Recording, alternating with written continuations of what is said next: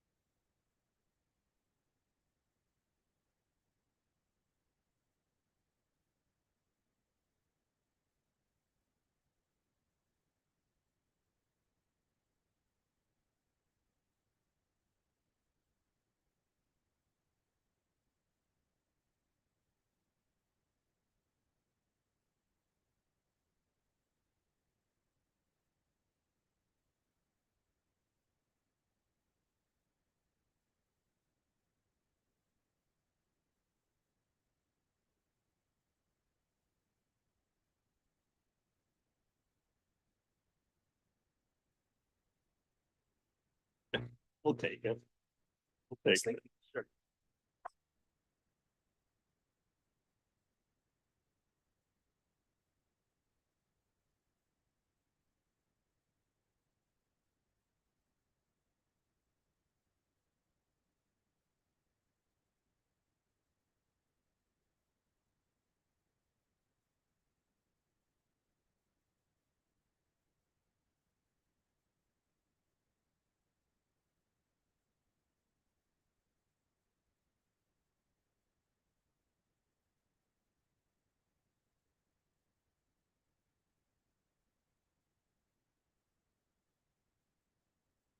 You're live on show. Welcome, bienvenue en ligne. I'd like to thank our media and broadcast partners who are covering our meeting tonight. I'd like to begin our meeting in a good way, as we do, by acknowledging with respect that we are in Robinson Huron Treaty Territory and that the land on which we are gathered is the traditional territory of the Anishinaabe and known as Bawating. Bawating is home to Garden River First Nation, Batchewana First Nation, and the historic Sault Ste. Marie Métis Council. Before we get into the agenda, Councillor Vezowalan wanted to advertise an event. Thank you very much. I just want to invite the community tomorrow to the corner of Gore and Albert. We're doing our 3rd annual free community barbecue on behalf of Grocer for Good. Our volunteers and board of directors invite everyone, and it starts at 11:30 and it will run till about 2 p.m. And everyone is welcome. So thank you. Thank you, Councillor Vezowalan. Madam Clerk. A motion by Councillors Dufour and Bruni, resolved that the minutes of regular council meeting of June 24, 2024 be approved. All in favor? That carries. And under agenda item 4, declaration of pecuniary interest, Councillor Gardy has declared with respect to the YMCA agreements, as he is a member of the YMCA. I haven't received any others. Council, any other declarations? And under agenda item 5, I've got a motion by Councillors Vezowalan and Kinnick, resolved that the agenda for July 15, 2024 City Council meeting as presented be approved. All in favor? That carries. And under agenda item 6.1, Algoma Steel Inc., Michael Garcia, the Chief Executive Officer, is in attendance. Welcome to Council, Mr. Garcia. Podium at the center of the dais in front of me here is available.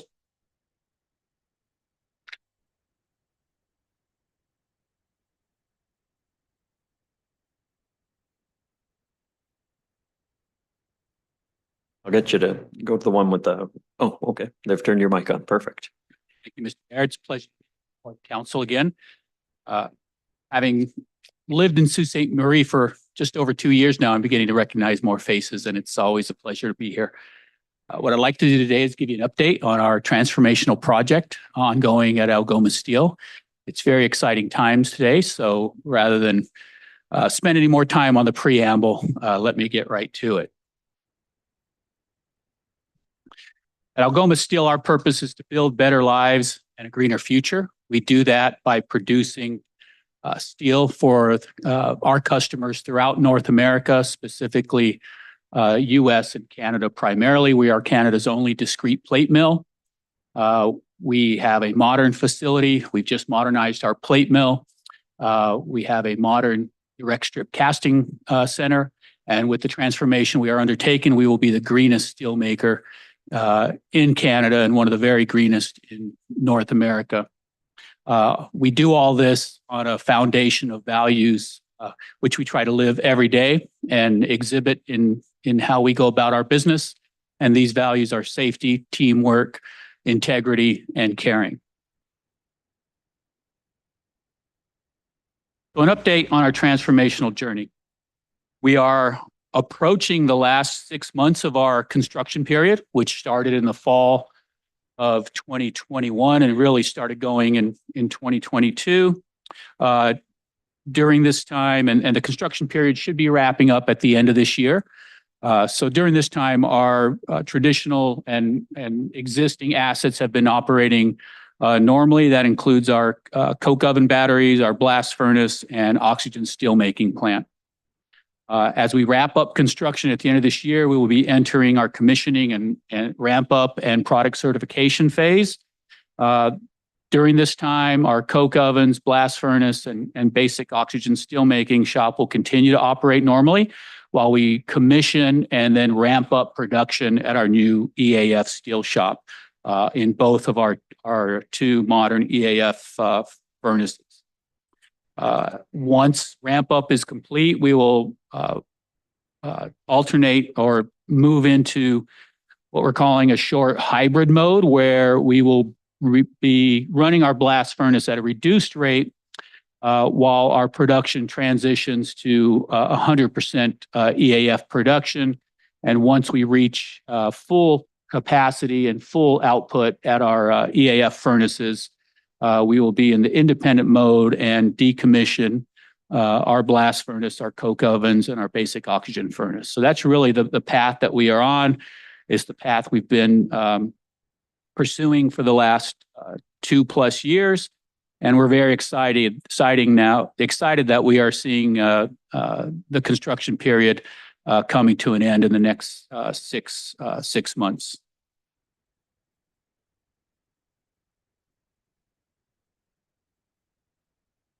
We get a lot of questions about power. Obviously, we are going from a main source of power from coking coal that we produce coke out of, which produces the majority of the power needed to create steel, to electrical power.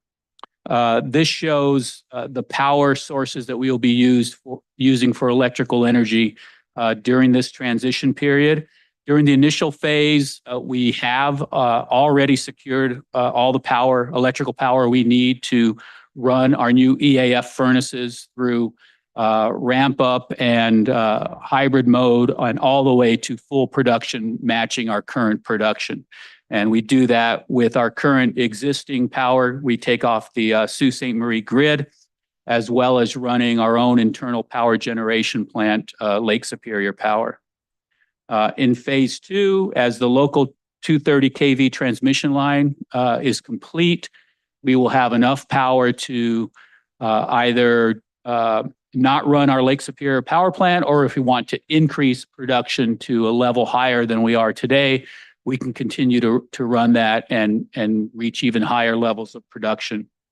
Ultimately, when the regional bulk transmission upgrade is completed in Ontario Province, and more power is reaching Sault Ste. Marie, we really will not need to run Lake Superior Power at all. We will have all the electrical energy from the grid to produce our steel at full capacity of those EAF furnaces. And it'll be the greenest power source of just about any steel maker in North America, because the Ontario grid is very green from a carbon emissions standpoint.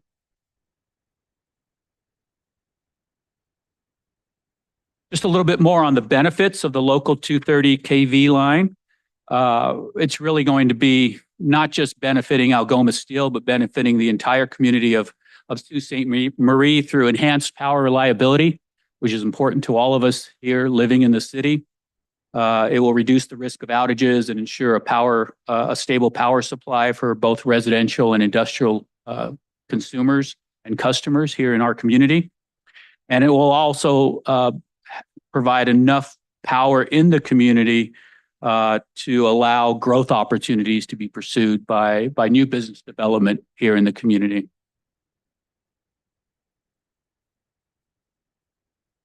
Just a few pictures on the electric arc furnace construction. You can see it taking shape. I'm sure anybody that drives near the facility or certainly across the International Bridge can see our progress almost on a daily basis as our new steel shop is taking shape.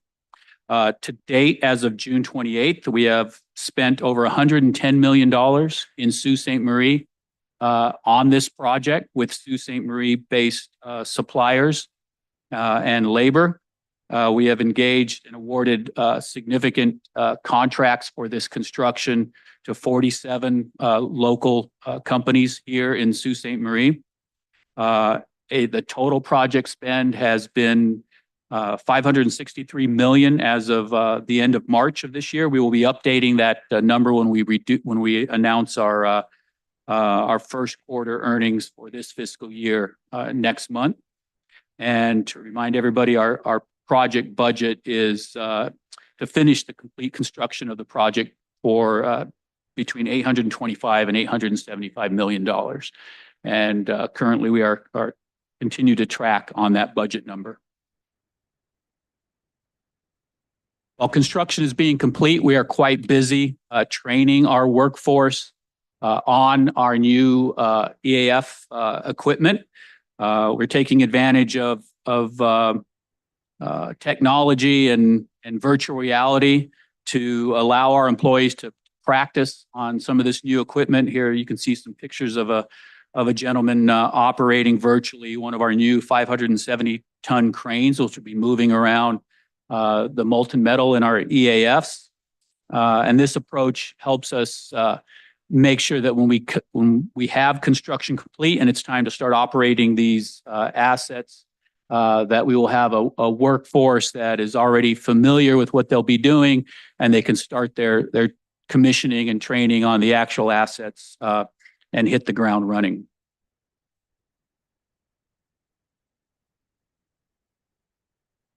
One of the unique characteristics of our new electric arc furnaces is it comes with modern environmental controls. This includes a modern fume treatment plant that captures air and dust emissions from the EAF process, a new water treatment plant that conserves water usage by recycling all the non-contact water from the process, as well as engineered furnace enclosures. And these enclosures are large doors which seal shut before the arcing process begins, and that helps contain sound, sparks, and dust particles that are then taken away by the fume treatment plants. So we are quite excited about the step change and environmental controls that come with this new modern steelmaking equipment. Another picture of the melt shop building taking shape. You can see at the top right, just behind that crane, that's some of the ductwork for the new fume treatment plant. It looks small from this perspective, but if you see these sections laying on the ground, you can easily step inside them and stand inside them. And these are large pieces of equipment and large infrastructure that's going up.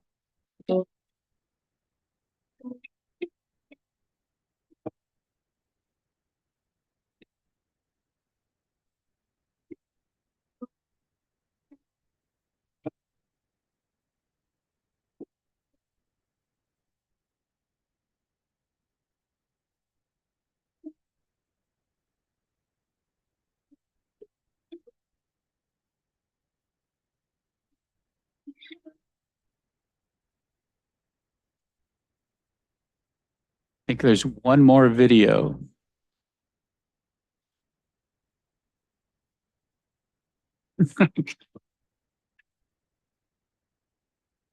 This is the assembly of one of the shells for the first EAF being pre-assembled there on site.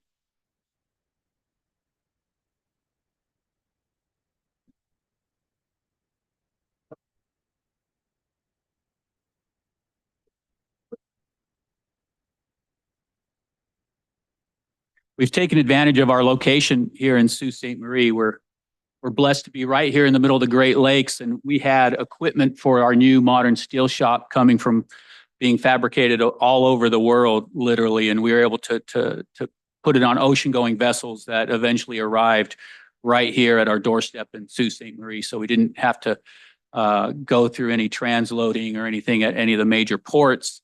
That was really an advantage for us. We've got almost all of the equipment that we will be installing is on site now. It's geotagged, it's being stored safely and being protected from the environment until the construction team calls for it, and we deliver it to the construction site, and the construction process continues to happen. So the logistics of this project have been quite complex, but we've taken advantage of our location here with access to ability to receive equipment directly from ocean-going ships, rail, or truck. I'll move on to just a few more items of information. We will be issuing our second annual environmental and social and governance report in August. We believe that becoming a North American leader in green steel means becoming a leader in ESG.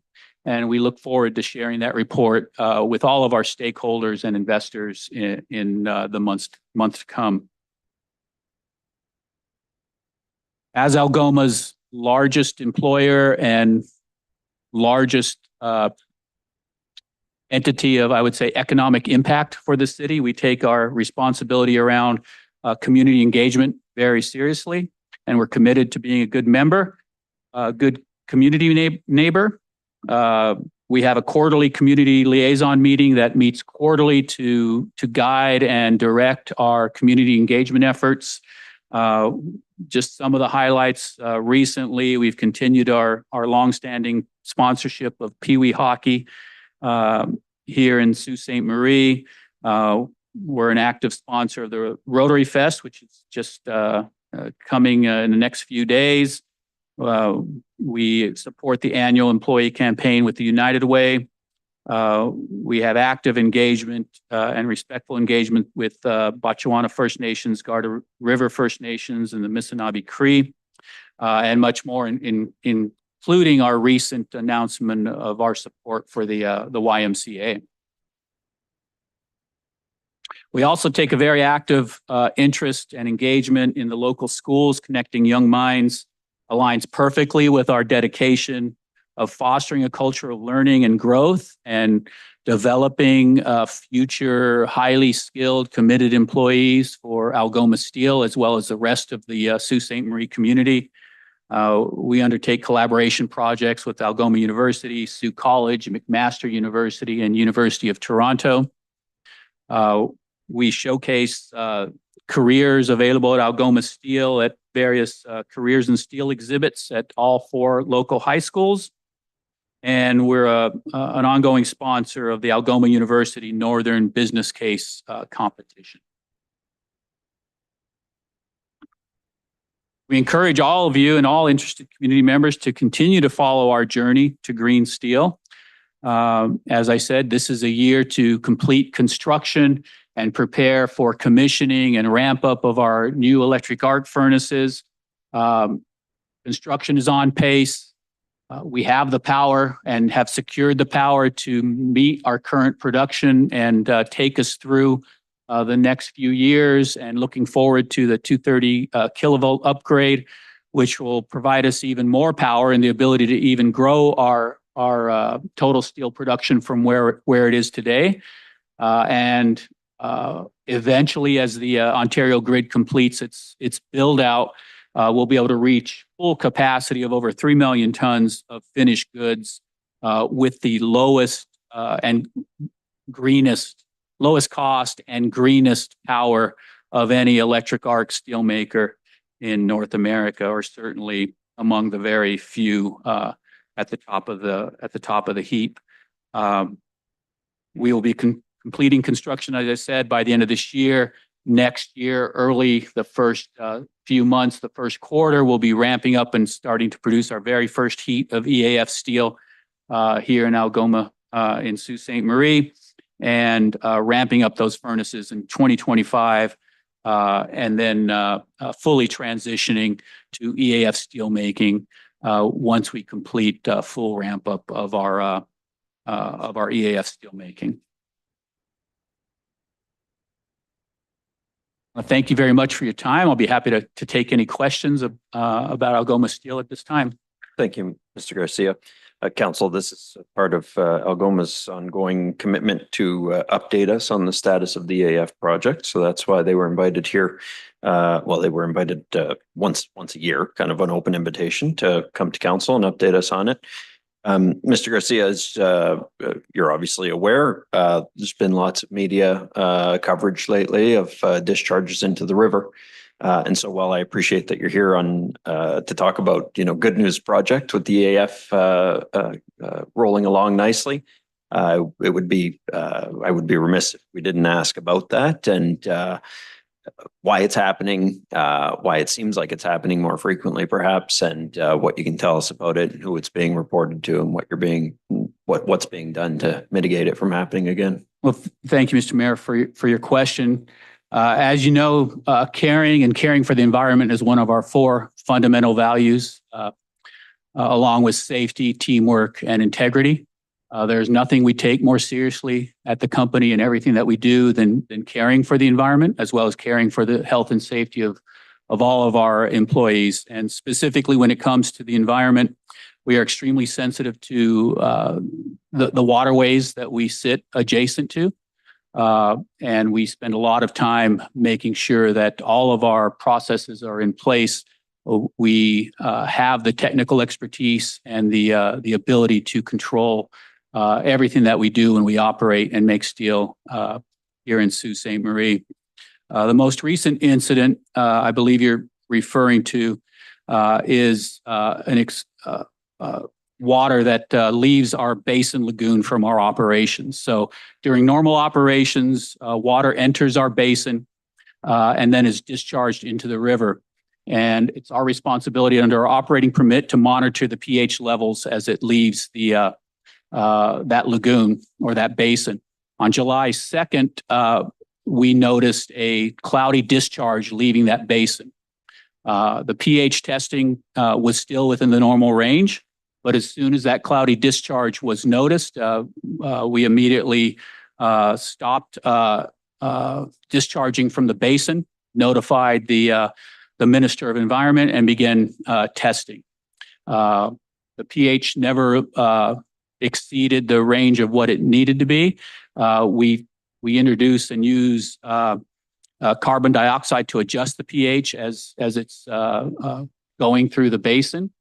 But obviously the cloudy discharge was something abnormal, and so we immediately stopped the discharge, began an investigation to find the root cause of what was going on. And since that time, since July 4th, we haven't observed any other discharges. We've conducted toxicity tests both immediately when we saw the discharge and every day since then. The ministry has done their own independent toxicity tests as well, and we are in constant contact with them to share our results and share all of our findings in terms of what may have happened with the discharge. Okay, thank you. And when you talk about the ministry, I think you said it's the Ministry of the Environment. We're talking provincial ministry. Yes. Yeah. Okay. And they are they are tasked with overseeing your environmental compliance generally, including any discharges?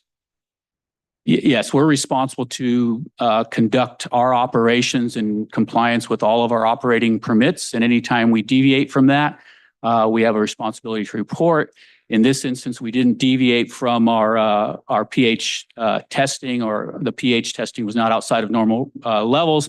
But obviously, a cloudy discharge is not normal, and so we immediately took action to stop discharge from the basin and notified the ministry and said, "Hey, this is what we have going on," and they've been engaging with us very heavily since then.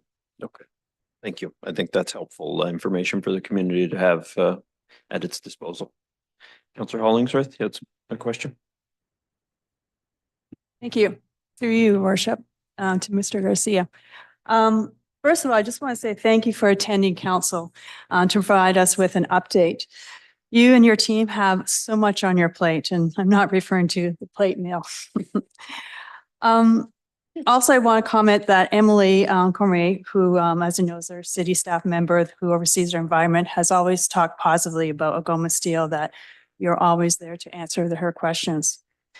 Also, I want to say thank you for donating to the YMCA. The group is right behind you. And so thank you for stepping up and donating. You've always been a good corporate partner. And also thank you for donating to Hope Air. Both causes are excellent for our community. And I also want to say congratulations for appointing Aaron Oliver to the newly created role of Vice President, Health and Safety. that again sends a strong message that you do care about your team, you do care about your community. So I have a few questions. According to the World Steel Association 2021, EFA ensures a lower environmental impact on each ton of scrap steel recycled.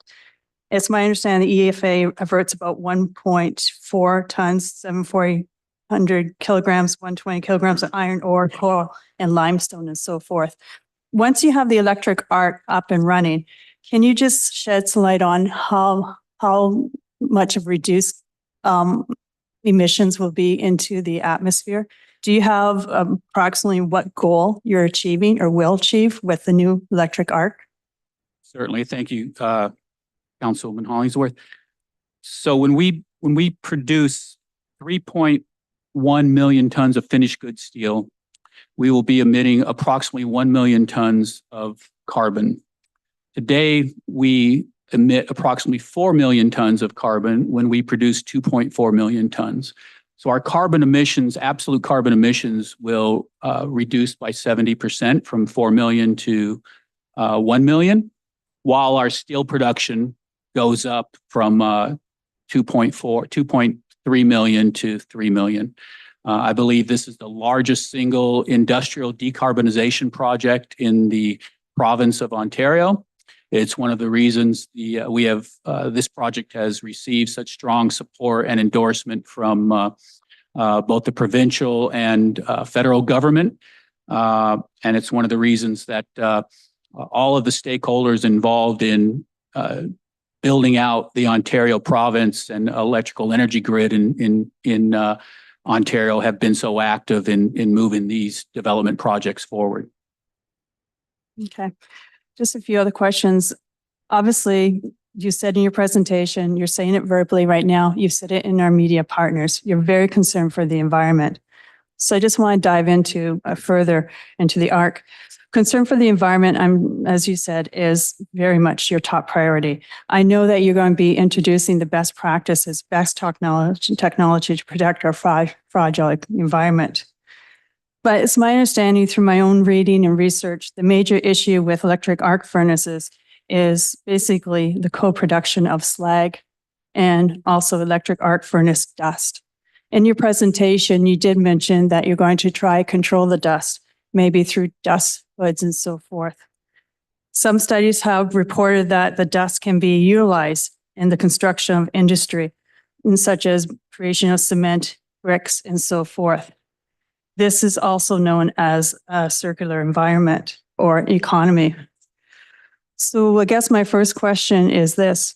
One, can you tell us an update on the dust hoods? Where does it stand right now on you controlling the dust? And two, are you thinking of basically selling the dust as a byproduct?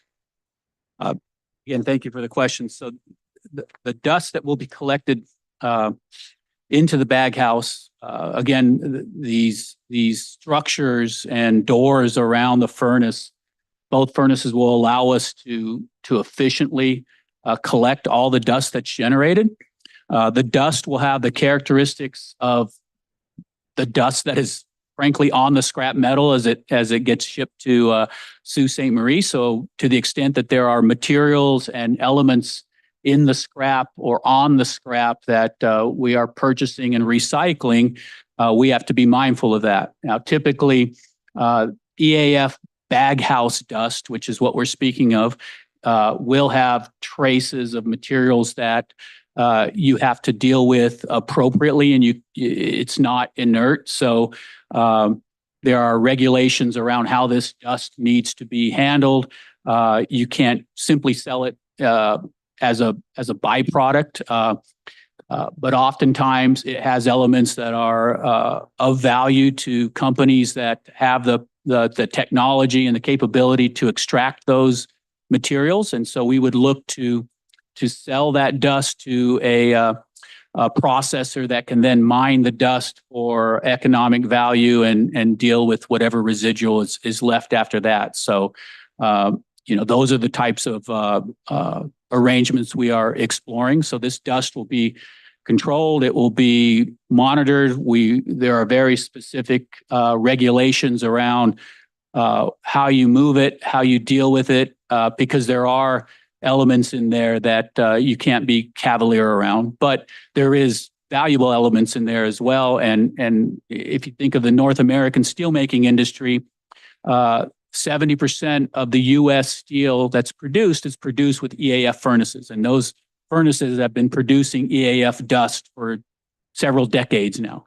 So there's an entire industry that's grown up around moving the dust safely and securely and environmentally responsibly, and then also mining that dust for economic value. So those are the people that we are having discussions with around the dust. But what we do know is our equipment will allow us to capture all of that dust very efficiently and very effectively. There are other byproducts that we will be producing, like slag. I think you mentioned slag, that can be used as byproducts. And there's a pretty robust industry around exploring those elements or those materials for byproducts in road paving, agricultural applications, and other applications that will continue to provide value to different uses, whether it's construction or agriculture. Okay, great. And yes, and I believe it's 30% in the world right now have electric arcs, and it's increasing. And more research is being done on the use of the byproduct dust. Thank you for that. You also were mentioning about basically the cost right now, about 825 to about 875 million for this particular project. I believe the original cost was 700 million. So do you feel that you're not going to exceed 875 million? That's probably a safe amount for the project? It's our intention to finish it within that budget range. We still have 6 months to complete construction. We have a very engaged project team along with an outside project manager, Ellis Don, who is helping us manage construction.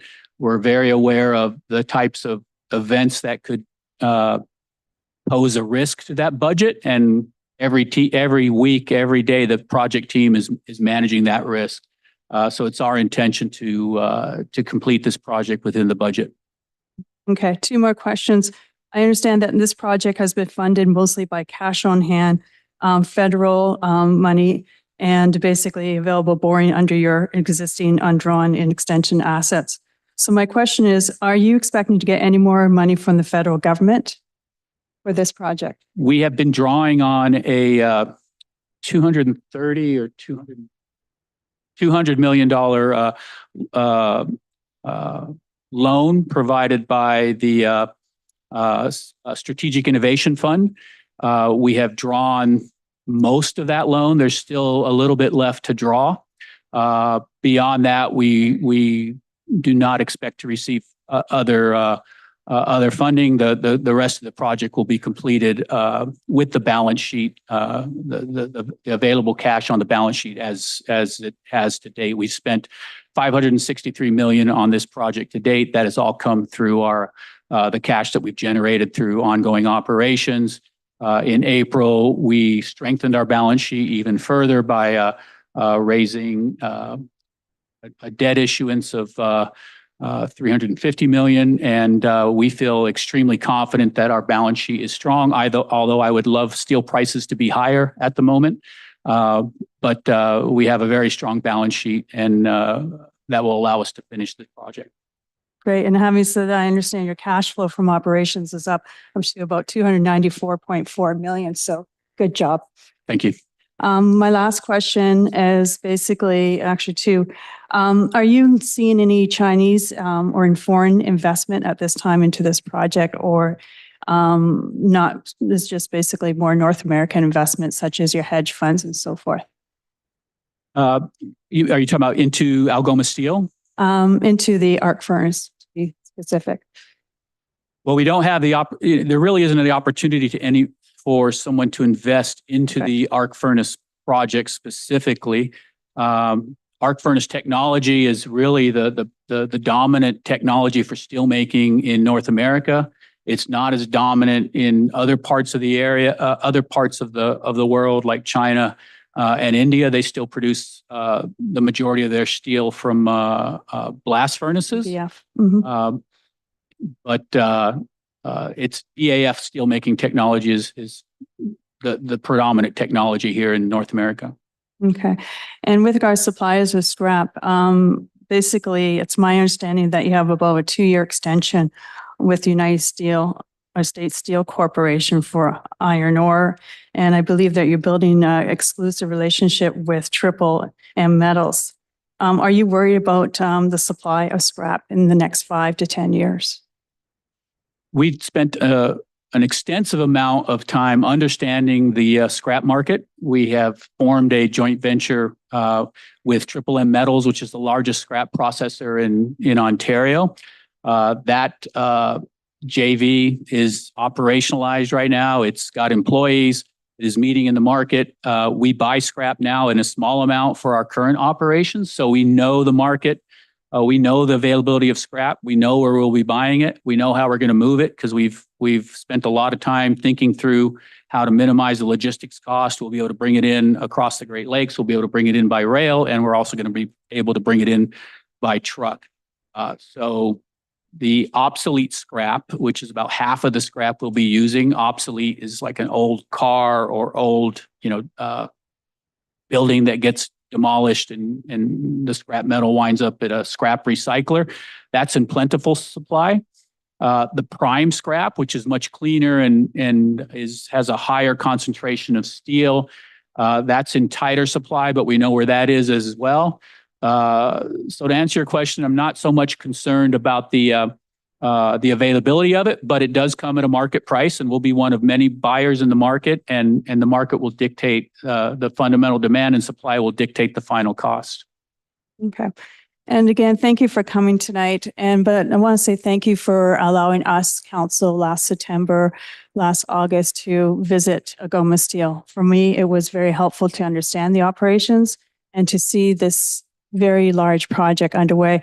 I know your team's creative, and I know that you'll give other opportunities to the community to somehow see this wonderful project. And I know that you also care about your employees, and I know that in the future you'll probably comment on labor shortage or employment opportunities with the new ARC. So thank you for everything you do. Thank you. Thank you, Councillor Hollingsworth. Councillor Gardy. Thanks, Mr. Mayor. Thanks, Mr. Mayor. Thanks, Mr. Garcia and your team for coming by and providing us the update that you did this evening. A couple of questions that I'm going to piggyback on Mayor Shoemaker's. In your presentation, you spoke about how valuable the proximity is, your proximity is to the Great Lakes and the St. Mary's River. With that comes a responsibility, which you mentioned, right? I've received this question and considered it myself in the past.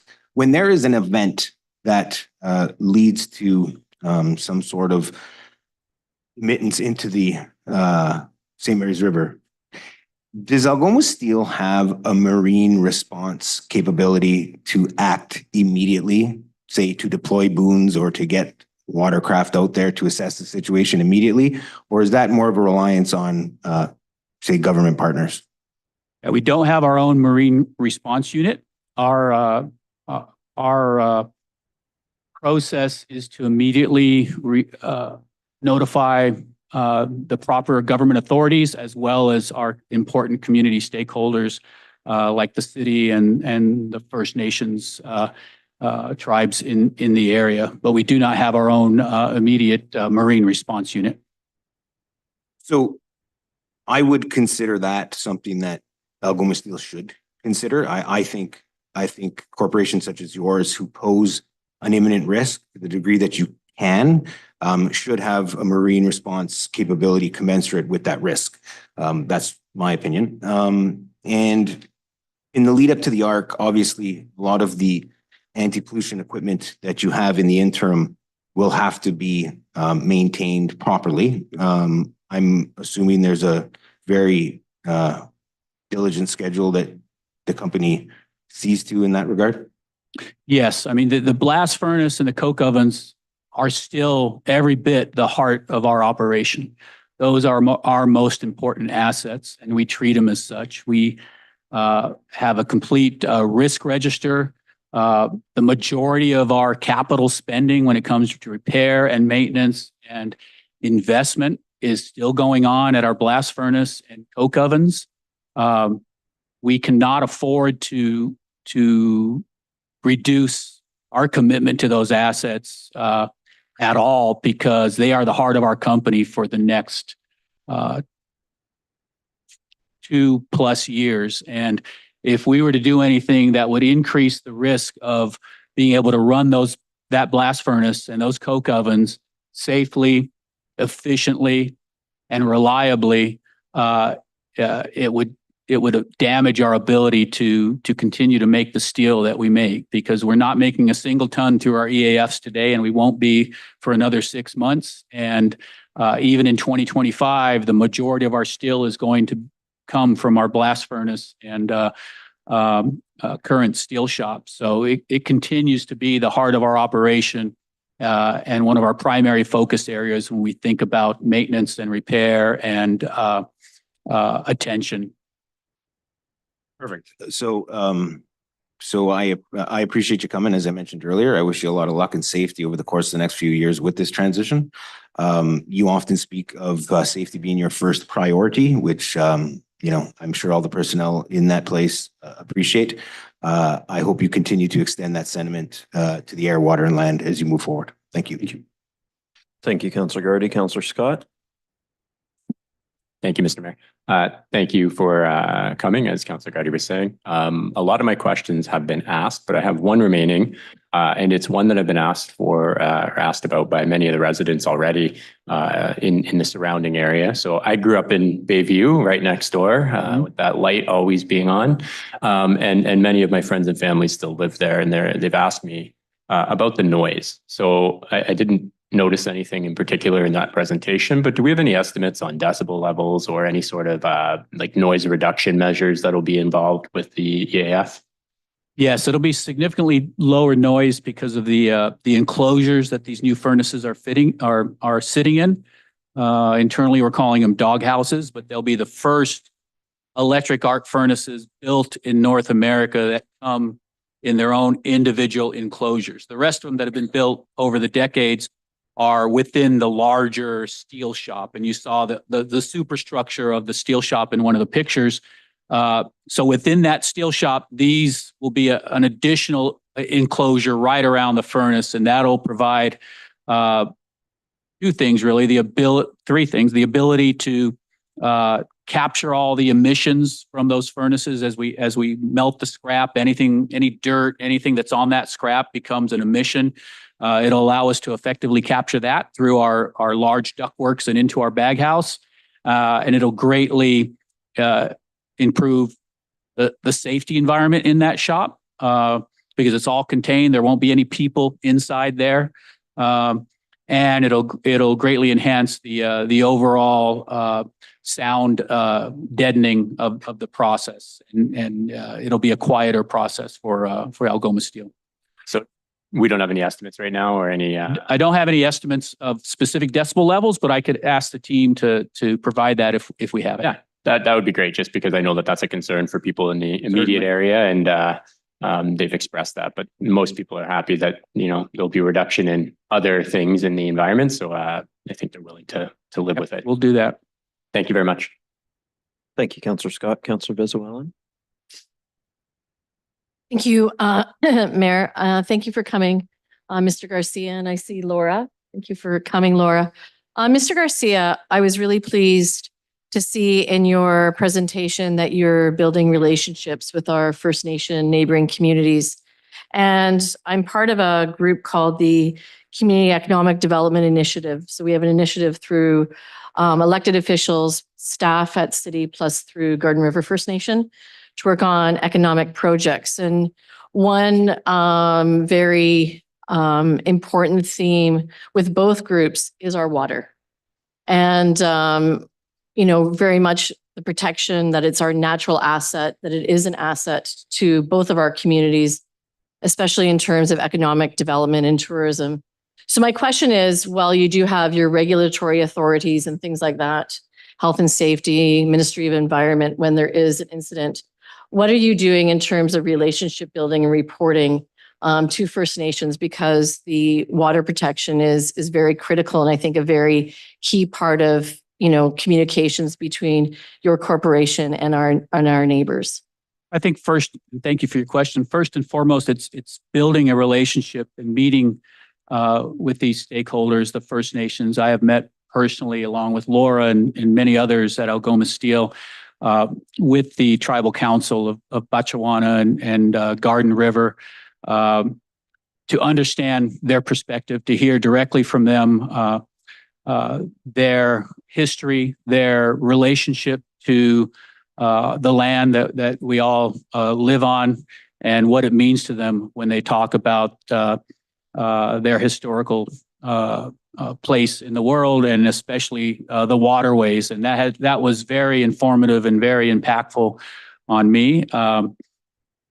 I share that, although I come from a different background and a different part of the world. I completely understand their relationship to the land and to these waterways. What we try to do at Algoma Steel is embrace that, understand it, and adopt the same importance and caring for the environment as any one of our stakeholders, but especially our First Nations stakeholders. And I think it's easy to do because all of us at Algoma Steel, you know, we live here in this community. We care for the environment as much as everybody else does. It's not something that I am passionate about because I understand that important stakeholders are passionate about. It's something that we strive to be perfect on, and it disappoints me that we aren't perfect when it comes to our environmental performance. I would want nothing more than to be perfect from this point forward, and that is what we're trying to do. But the fact remains, looking back, we haven't been perfect, and we have to be open and honest about that. We need to build relationships. We need to be able to pick up the phone anytime there's a slight disruption, like we spoke about on July 2nd, and call the leaders of each of the tribal councils, to call the mayor, to be completely open and honest, so that at the same time that we're contacting the ministry, we're contacting all of our important stakeholders. And there's no sitting on bad news. There's no sitting on good news. Hopefully going forward, we're only going to have good news, but we have to be open and honest about how we're doing, but we have to be passionate about being perfect, because that's what we want of ourselves, and that's what everybody that we live with in this community expects of us. Thank you. I very much appreciate your openness and honesty in answering my question. I just have one other question. It's your community committee liaison team that meets 4 times a year. Is it just internal to Algoma Steel, or do you invite external stakeholders, specifically with interests that might align with Algoma Steel's values or values from that committee? We receive multiple requests for community support, and these are primarily in written form. From time to time, we do have in-person presentations from entities that are requesting support, and these submissions are what the committee decides on. It's a committee made up of a cross section of employees, and then that committee meets and presents their recommendations to the company, and we invariably support those recommendations and spending levels. And all of that information is available on your corporate website? Don't know the answer to that.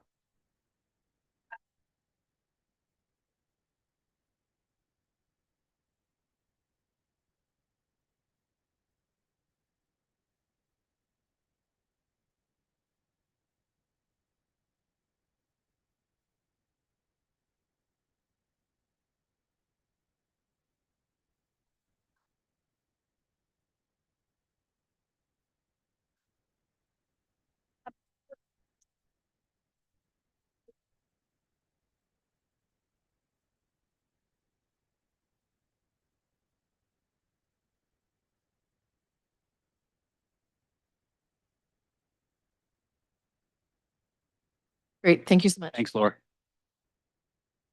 Thank you, Councillor Vezzohan. Councillor Caputo. Thank you, Mr. Mayor. Through you, Mr. Mayor, to Mr. Garcia. Tonight you've been enlightening us a lot about like what happens when there is a spill. Can you walk me through what is happening currently to ensure that we are mitigating the chances of spills happening in the future? Yes, we have an environmental team that makes sure that all of our processes are running as they should be running. All of our testing is happening as it should happen. All of our reporting to the appropriate authorities is happening.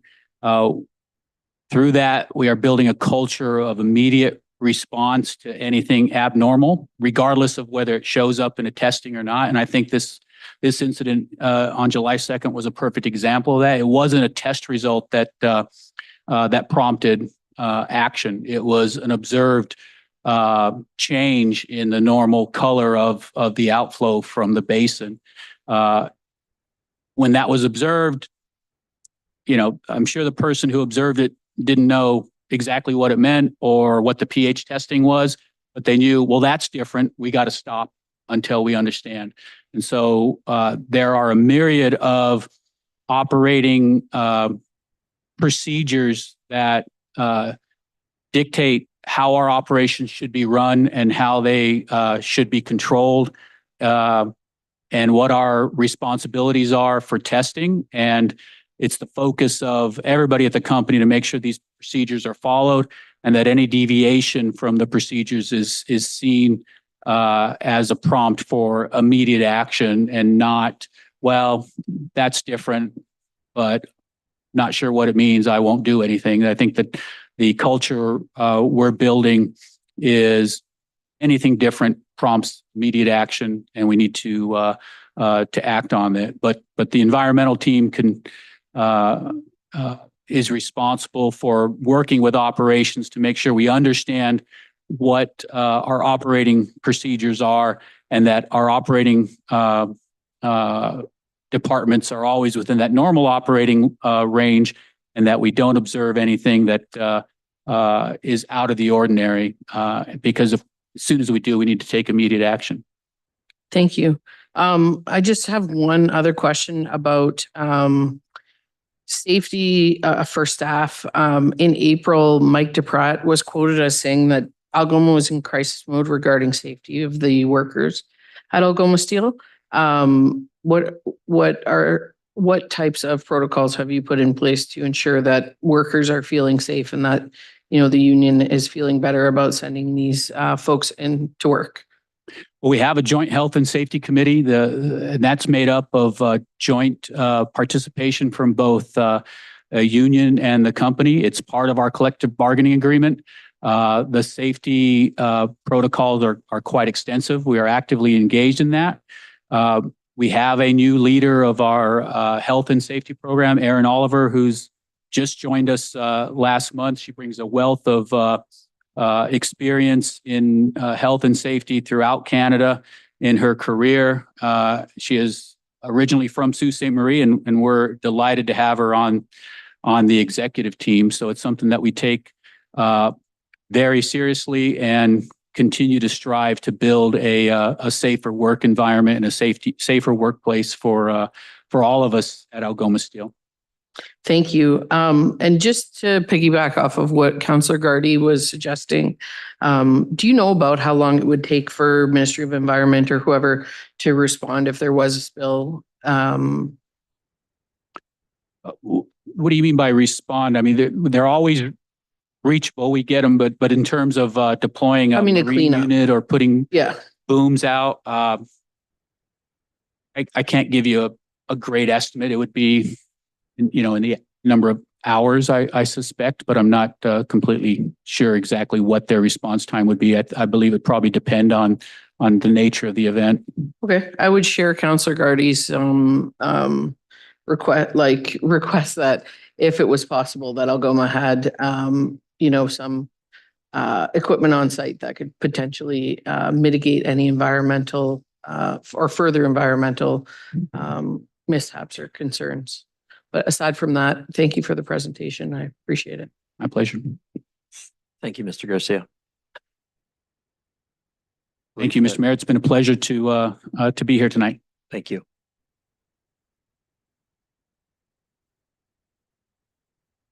Madam Clerk? That will bring us to agenda item 6.2, KPMG. And let me just get to that. Welcome to council, Mr. Poloni, Mr. Pomeroy, Mr. Pino.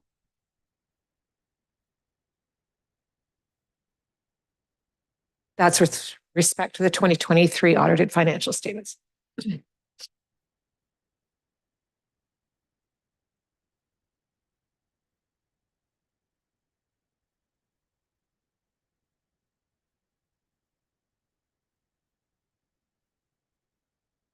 Worship members of council, ladies and gentlemen, thank you very much for allowing us the opportunity to be here today. As mentioned, my name is Oscar Poloni.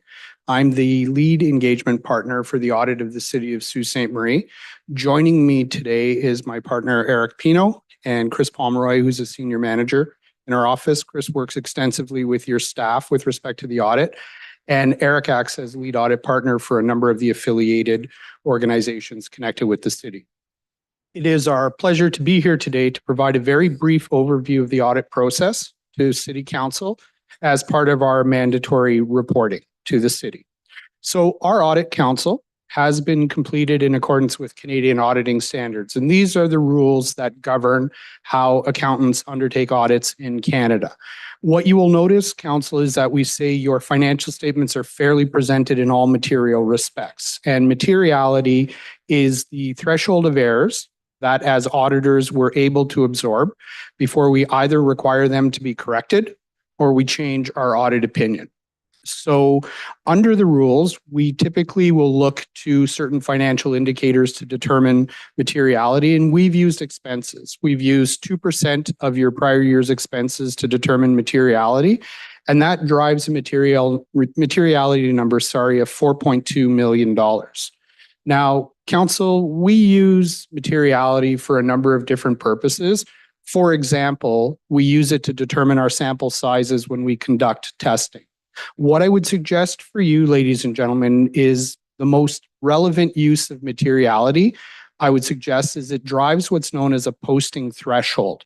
And this is the level above which, if we have an error, and it is uncorrected, we're required to report it to the city as part of this reporting.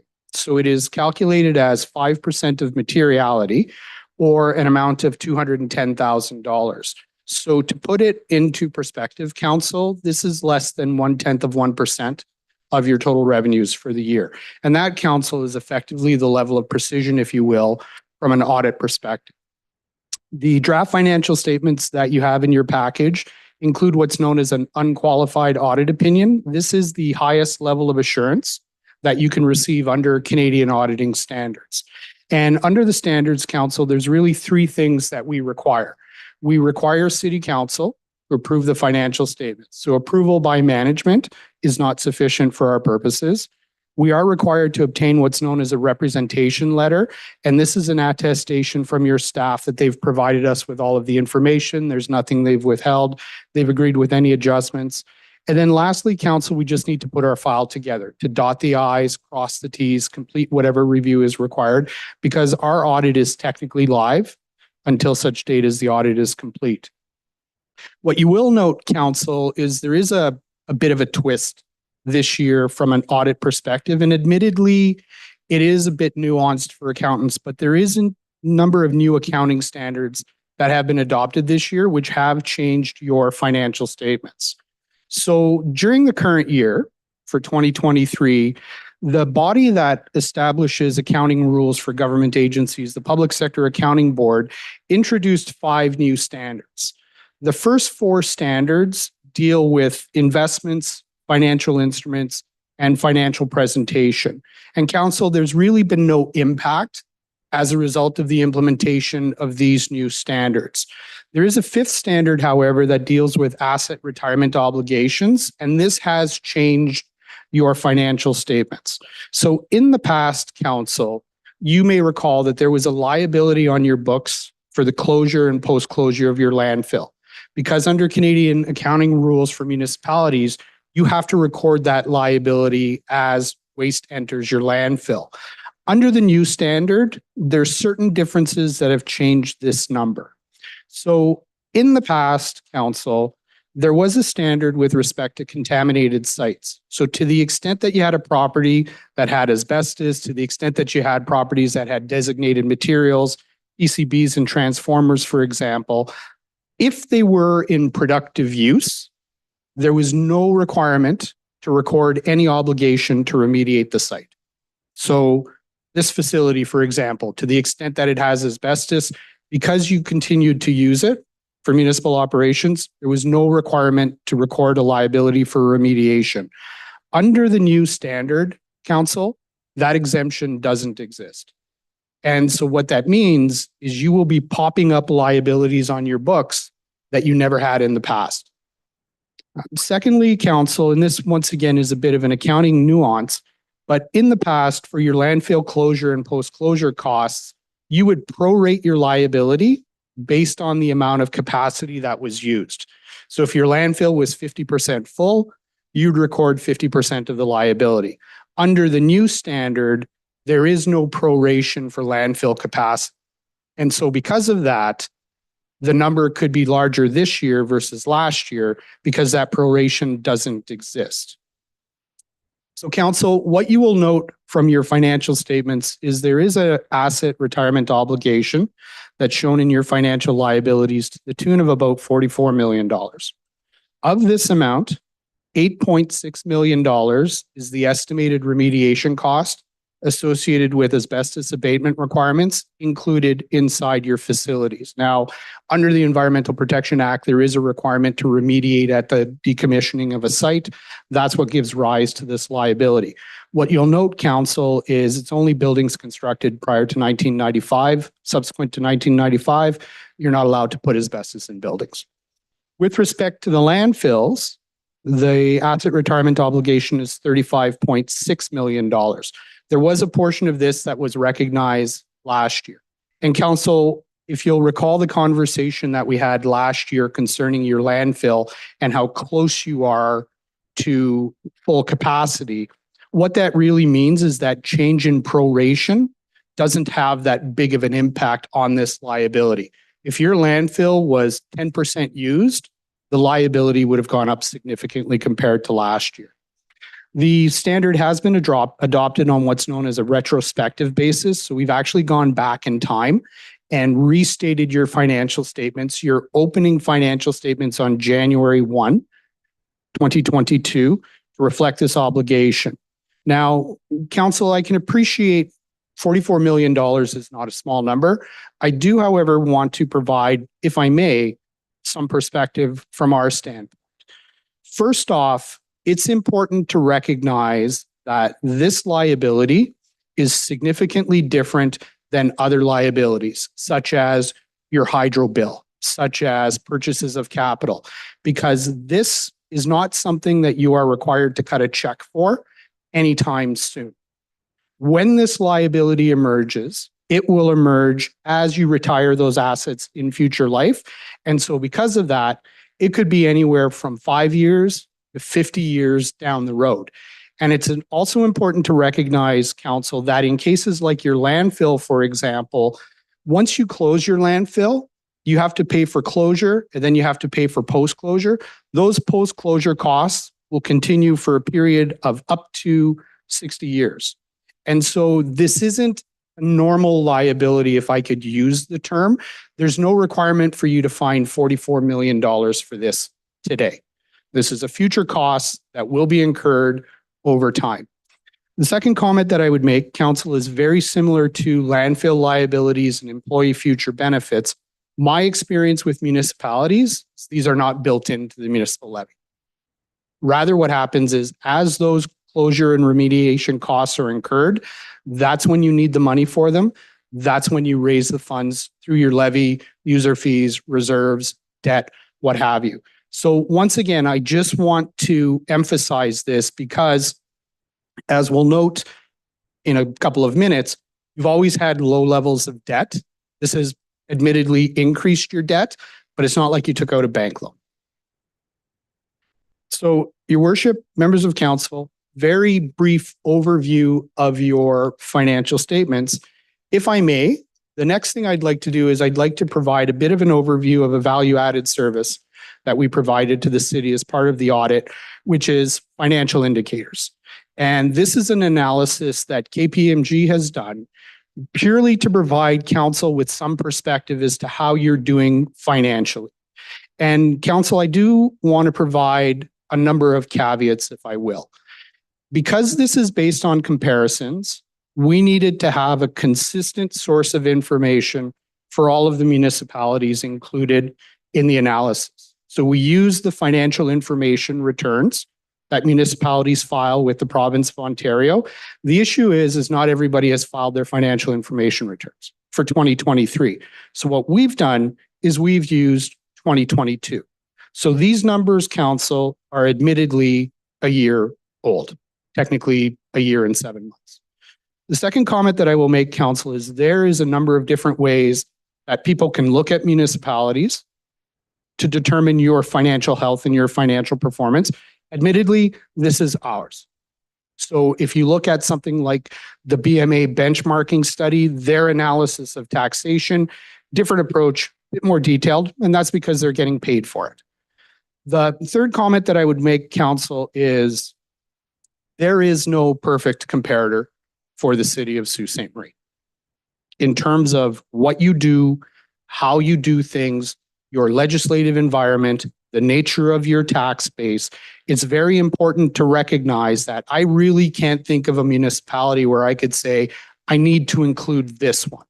So what we did was we picked municipalities, the larger ones in Northern Ontario, to give you some regional perspective, and also the city of Peterborough, because we wanted another municipality with a similar population size. Just to give you an example of the difference, City of Greater Sudbury has a long-term care home. You don't.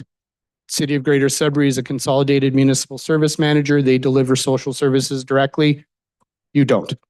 And so these are the things that come into play. If you think about your PUC, how you deliver water services through a third party, they don't. So there's a number of nuances. And the last point, council, that I want to make before I get into the overview is I want to emphasize the point that I am talking about averages. Everything you will hear me talk about is averages. And when it comes to affordability, it's important to recognize that there are people on either end of those averages that necessarily can't draw the same conclusion from. I will tell you this right now. I have been exceptionally fortunate in life. I know what my tax bill is. I can afford my tax bill. Other people, different story. And so, council, I just want to draw that emphasis to it because this is not one size fits all.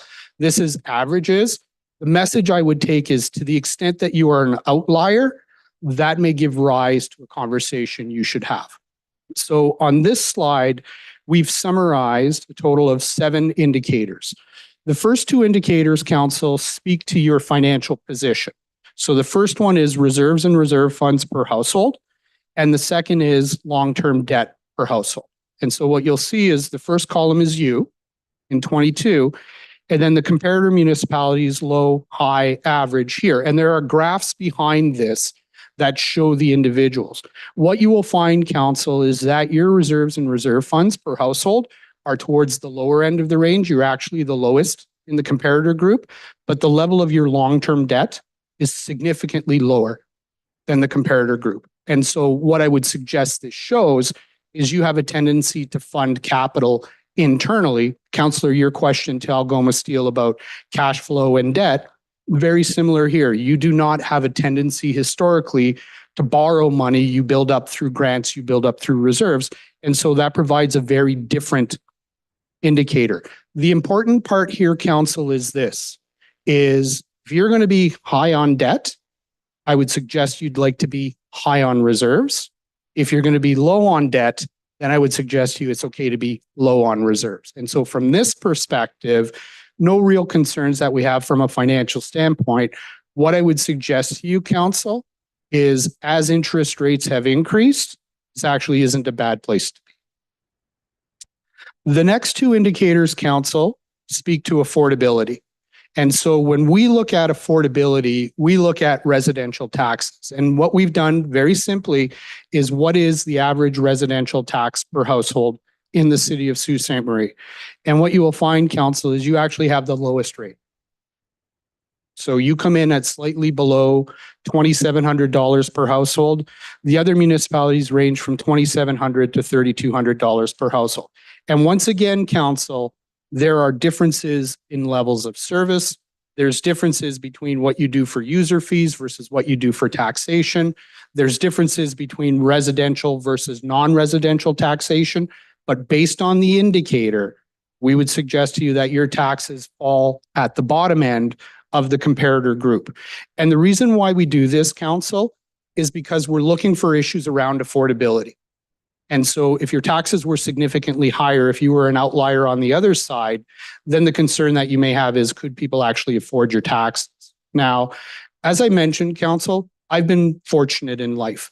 And so because of that, my taxation versus my income doesn't particularly pose a challenge at the end of the month. But in order to measure that, what we've done is we've taken the Statistics Canada census data for average income per household, and we've calculated municipal taxes as a percentage of the household income. And what you'll find, council, is that your average residential taxes falls at about 3% of household income. So for every dollar that somebody makes, they pay 3 cents in tax. What you'll find, council, is you're slightly below the average. So once you adjust for income levels, it really then starts to say, if you were on the outlier and you were high, you could have concerns around affordability. Now, council, once again, average. There are people on the upper end of the income level and people on the lower end of the income level. The last two indicators, council, or sorry, the next two indicators, council, are actually something that we've just started to introduce. And this talks about the rate of increase. The rate of increase in your spending, both operating and capital, and the rate of increase in your tax levy. And the reason why we put this in is because if you think about food prices and unprecedented inflation, at least unprecedented inflation for the last 10 to 20 years, I'm old enough to remember 1981. But when you look at your operating and capital expenses, they've gone up roughly at 5.4% per year, every year since 2017. So over the last 5 years, your operating and capital has gone up by 5.4%. What you'll notice, council, is that your taxes, residential and non-residential, have only gone up by 4%. And so you haven't passed on that full increase because, particularly for capital, there have been grants. There's some debt that you would have issued as well. There's user fees that would have passed this on as well. I think it's important, council, if I could provide a suggestion on interpreting this, as long as these numbers are moving close to in parallel, then you don't have a concern. The second thing, and it's the box below, is how does your rate of increase compare to inflation? So when people talk about inflation, they generally talk about the Consumer Price Index, CPI. And over the last 5 years, the Consumer Price Index has been roughly 3.2% per year on average. I am not an economist. I will tell you that. I will confess that there's lots of different ways to do this, but I actually don't believe that the Consumer Price Index reflects inflation for municipalities, because you're not renting apartments, you're not buying food, you're not taking trips. What you are buying is things like diesel, cement, asphalt. You're paying for trades for subcontractors. You're paying for heavy equipment. You're paying for snowplow. So I would suggest you, council, a more meaningful basis to determine your inflation is what Statistics Canada calls the non-residential building price index. And this is basically inflation for non-residential construction projects. So they'll give you one for Canada, which would say over the last 5 years, the building price index has been 7%.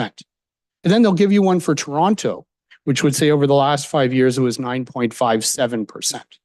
So when you look at alternate measures of what is inflation for a municipality, what I would suggest to you, council, is your rate of increase actually falls below that inflationary level. Now, people still need to pay their taxes.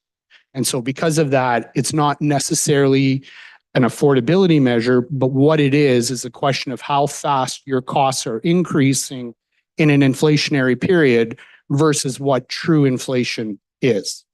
And council, I'll be very clear. When somebody tells me they're having a 0% tax increase, my comment is that's great, but you're cutting services to get there because everything costs more next year than it costs this year. And the joke I always make is if you want proof of that, go buy a head of lettuce. And that's just the factor. The last indicator, council, speaks to the state of your infrastructure. And if I could be frank, this is the one that I would suggest to you, you're actually on an outlier. And what this is the value of your infrastructure, your roads, bridges, your pipes, your fleet at a depreciated value as a percentage of their historical cost. So if you'll indulge me, council, you'll have some assets that are brand new, in which case this percentage is 100% because the cost is basically net book value. And you'll have some assets that are fully amortized, where this percentage is 0. What I would suggest to you is this: if this percentage is 50%, your infrastructure falls in between that. And what that means is you're generally replacing it as it comes to the end of useful life. If you're above 50%, your infrastructure is newer. And if you're below 50%, your infrastructure is older. You have more stuff that's towards fully amortized than not fully amortized. What you'll notice, council, is not only are you below 50%, but you're also the lowest of the comparator group. And so what that would suggest to me at a high level perspective, the state of your infrastructure deficit, probably more pronounced than other municipalities in the comparator group. And in some cases, not by much, but at the end of the day, this is the only example, council, where we would suggest you're on the low end in an area that you may want to pay attention to. You're on the low end on taxes per household. I will never tell you go out and automatically raise your taxes. Your treasurer might like me to say, but that's the case. So your worship, members of council, as I've mentioned, it is a bit of a value add, a bit of a benchmarking. And really what this is in response to is sometimes we come to councils, admittedly smaller ones, and we say, here's your statements. And they go, okay, thanks, Oscar. How are we doing? And this is intended to provide the answer to that. It's one perspective. It deals with averages. It's a year old. But at the end of the day, I think there's some measures and some messages you could take from this. So your worship, members of council, I'd like to thank you once again for allowing us the opportunity to be of service to the city. It is both a pleasure and a privilege to serve as your auditors. I would be remiss if I didn't thank the finance staff and other members of the city that have assisted from an audit perspective. It takes a lot of work to audit a municipality. So I'd like to thank Shelley and her team for the assistance. I'd also like to thank once again, Chris and Eric. I have a saying, I do 95% of the talking and they do 95% of the work. So would like to thank you once again. This concludes our presentation. If there are any questions, happy to answer them at this time.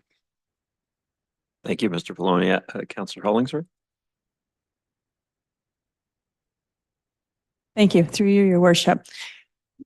Wonderful presentation. I learned a lot. I've been on council for a few years now. I wish I had this a number of years ago. I think this is going to be a wonderful benchmark as we move forward with our budgets and our planning. So I think it's perfect timing. One question. How often do you recommend a municipality do this type of analysis? I mean, not every year, every 5 years. Is there a rule of thumb? Through you, your worship, we did this last year. It just looked different. Okay. So we changed it up a bit. What you'll also notice is those two measures for of cost increases. Those are new this year. So this is different format, same indicators. And I will say this, council, we're happy to do this every year. There are 455 municipalities in the province of Ontario. The province does an excellent job from an open data perspective. And so we're happy to do it. If I could be very honest with you, it doesn't take a lot of time. Okay, that's good to know. Can you also elaborate further on, you used the landfill as one example, but I came in halfway through. If we're selling an asset, if we're selling, I think you said landfill or asbestos or something, there's a way that we need to treat that in our financial statements. So through you, your worship, Councillor, there's a new standard that came out this year dealing with asset retirement obligations. And what the standard effectively says is this: where you have a regulatory or a legislative or a legal requirement to remediate a property at the end of its useful life, you need to set up the cost of that remediation today. You can net present value it. And so under the old standards, Councillor, there was an exemption that said if you are using the asset for productive uses, you didn't have to record that. You don't have that choice anymore. And so you now have liabilities for properties that were never on your books. The most common examples that we find are with respect to landfills, because under your certificate of approval with the Ministry of the Environment, there's a requirement once you reach completion to close and then post-closure monitoring. What you also find is under the Environmental Protection Act, there's a requirement to remediate asbestos. Those are the two most common examples you will find. Some municipalities actually have their own gravel pits. So under the Aggregate Resources Act, there's a requirement for remediation there. To the extent that you have contamination through PCBs, for example, on transformers on sites, there's a requirement for those as well. So these are the two largest ones. And as part of the audit process, there was actually a different team from KPMG that worked with your staff. What they do is they scrub your capital asset listing to say which assets do you have and where do you find these risks. You wouldn't have this for buses. You wouldn't have this for fire trucks. What I would suggest, council, is one of the biggest ones we're finding is social housing. Interesting. Social housing would be under the DSAB. Not you. Yeah, interesting. Okay, that's good to know. And I guess my final question is, through you, where your worship, to Mr. Vare. This information is very helpful. And I think a couple months ago, we started to do a review of all our assets with PCBs and so forth. Have we done such a study?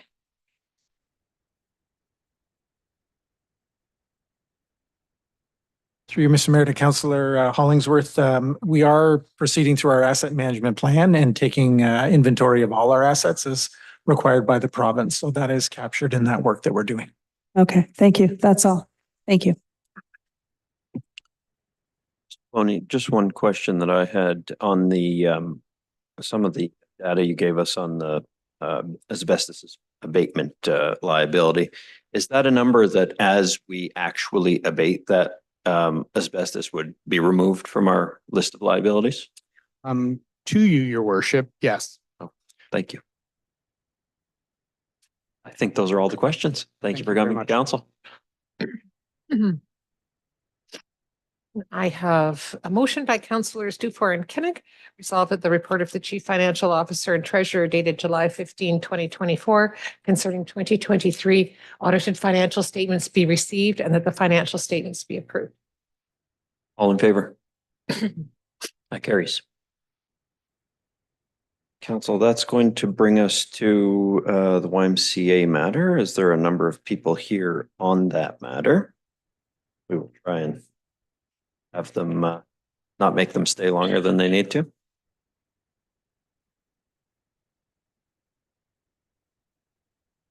Madam Clerk? That a vote is a bit sluggish on the financial statements. If it flashes up to you, I'll manually click you all because it was unanimous. It was all in favor. Thank you. And under agenda item 8.3.1 is the YMCA agreements with a report of the Deputy CAO Community Development and Enterprise Services, as well as a report from the City Solicitor with respect to insurance requirements for the YMCA lease agreements and the associated bylaws. Council, are there questions on any of the reports under 8.3.1? Councillor Venezuela. And the YMCA's got folks here as well if there are questions of them. Thank you. Through you, Mr. Mayor, I want to thank everyone for being here today. I just have a few questions concerning both, possibly some questions to a board member, so whoever the board designate is that's speaking, as well as to Mr. Lamming. So I can start with you, Jake. Okay, I'll start with you, Jake. In terms of the composition and the governance of your board of directors, after looking at the application for the board members that you have up on your website, would you consider yourself a policy governance board? So you take a look at policy, you do oversight of the CEO, so you're not an operational board, you're strictly a policy governance board. It's through you, Mr. Mayor, to Councillor. That's correct. Okay, okay. My other question, because it does deal with operations, is currently there's a vacancy of the CEO and the CFO. What is the plan moving forward in terms of those positions currently? Possibly, Jim, would you speak to that? So I'll let Jim introduce himself. Sure.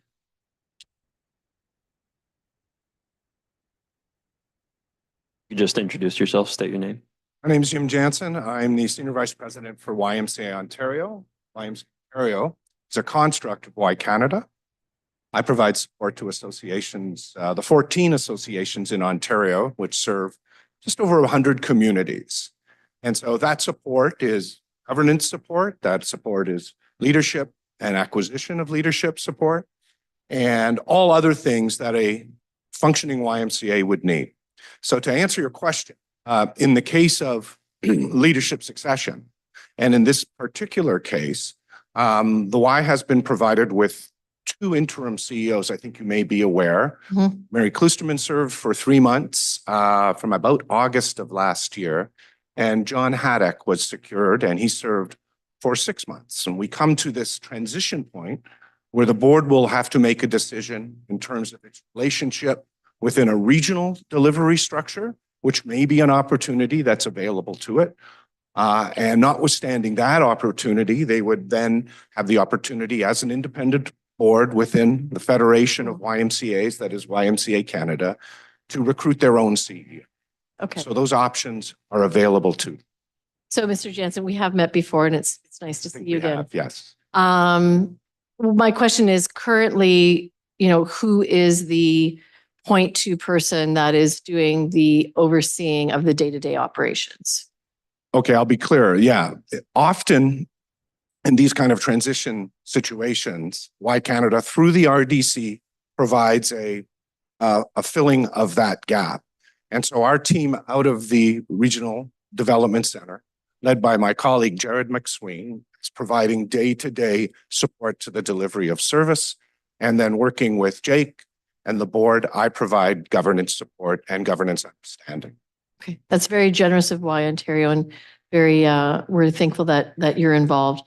So I guess in terms of moving forward, currently the Y Board of Directors has not determined what their senior management team needs are. Would that be accurate? I think the board is engaged in a critical time in the juncture of the association, obviously. Well, certainly. The opportunity that's in front of council this evening, the work that the local foundation has provided, the great generosity of that we've witnessed here in this community is absolutely unprecedented.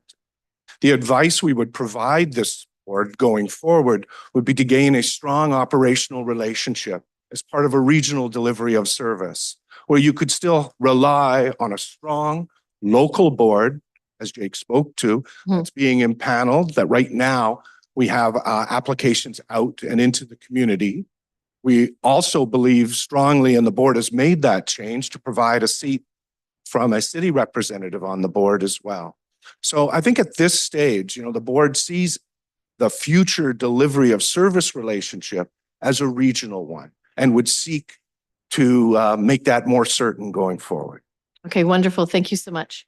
The rest of my questions probably would be for Mr. Lamming as far as recommendations that I would like to see in the memorandum of understanding. Mr. Lamming?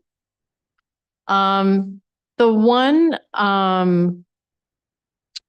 request that I would recommend is that as part of the, when we're looking at, what the YMCA is responsible for, we have, the YMCA is responsible for the management and operation of the YMCA.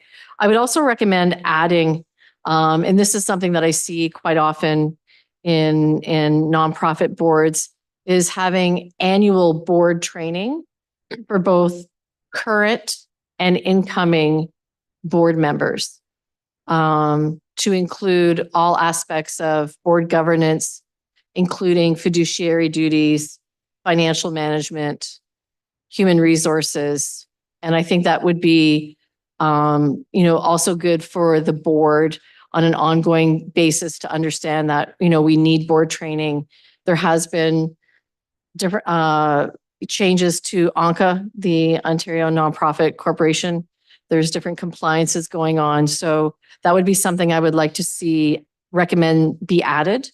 That then creates accountability for the board to say, hey, we have to do this because we've been told to do this. It's in our memorandum of understanding. It's also just a good exercise for boards to do annual training.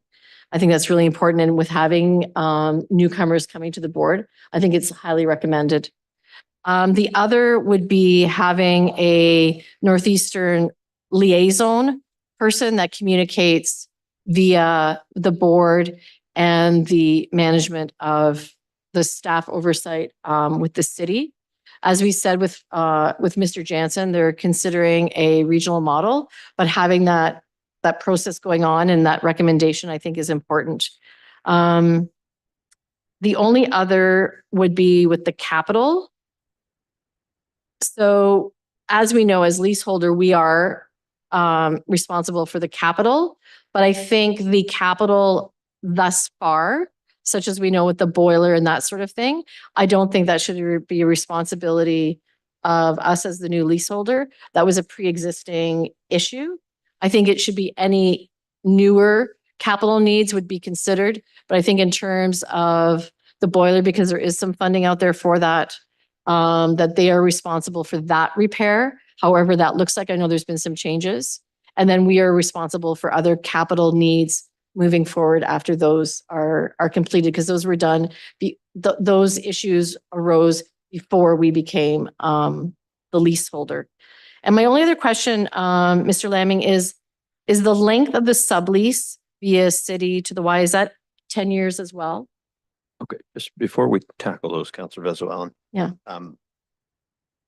Like the first three things mentioned, I think were kind of suggestions as to governance going forward.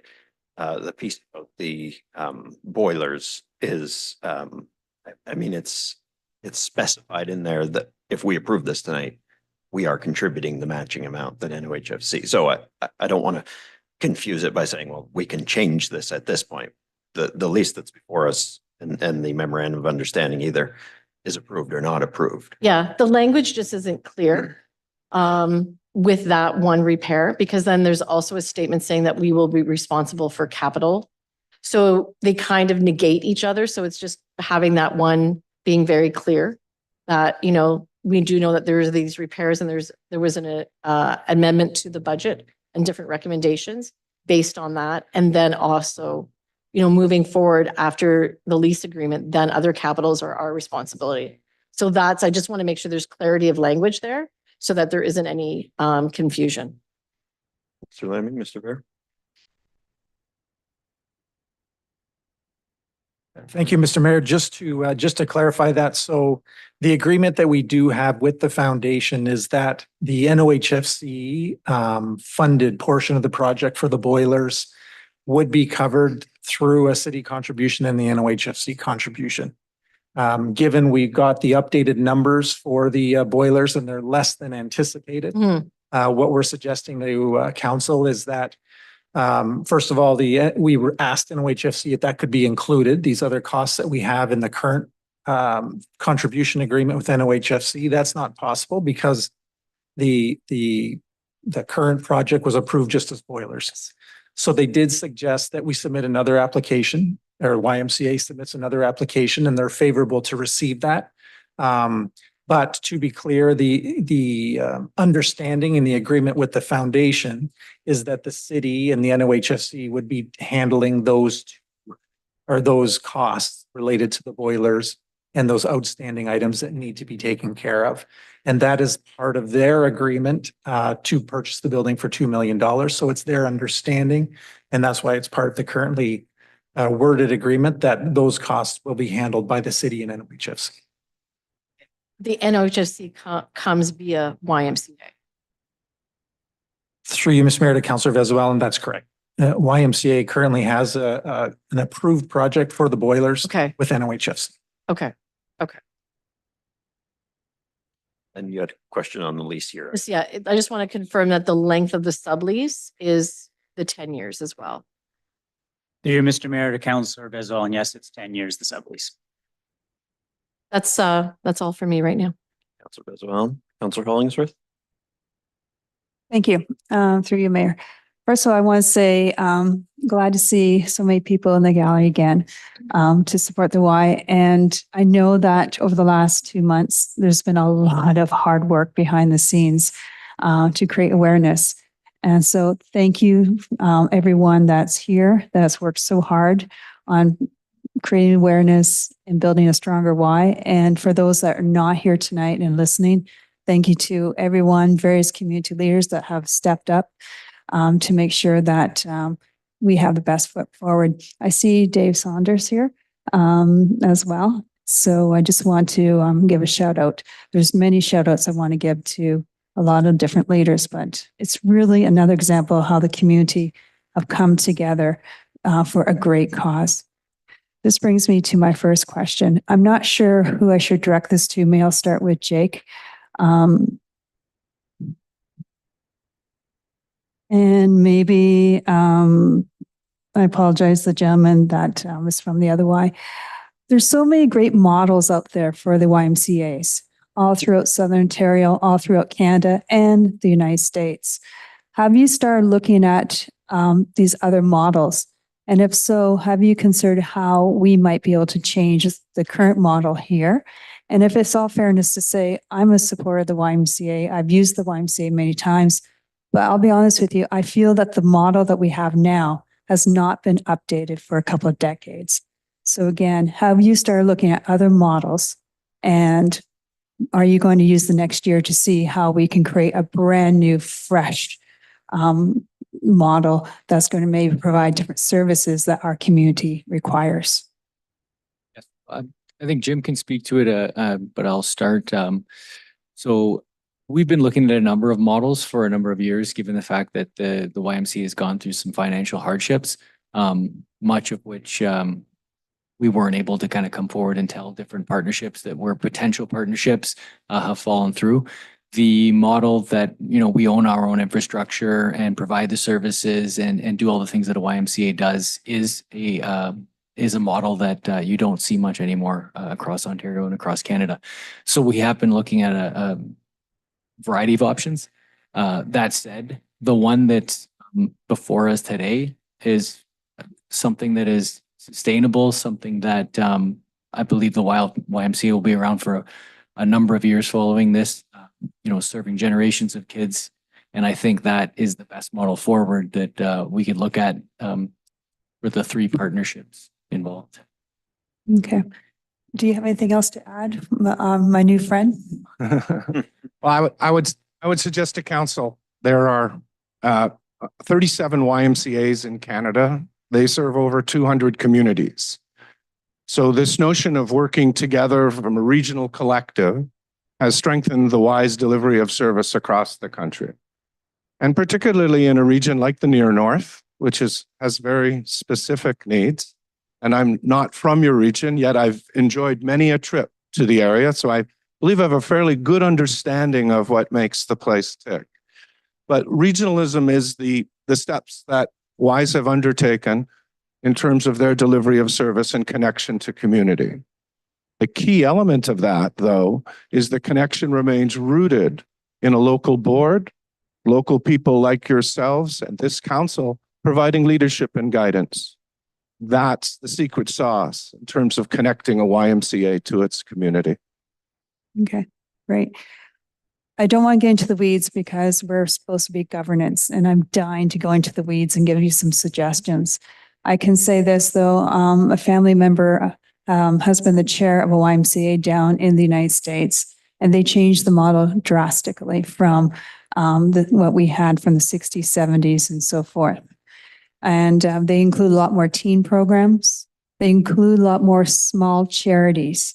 Small charities in Sault Ste. Marie are struggling to find an office space because of costs. Wouldn't it be amazing if you could somehow help small charities since you are also not-for-profit? The other piece too is the good old days when we used to have the ski bus that would pick up people at the YMCA and take them out to the local ski areas. Again, I apologize getting into the weeds, but the point I'm making is we have an opportunity here to create a new model to basically provide needs of the community that we are missing, especially when it comes to our teens.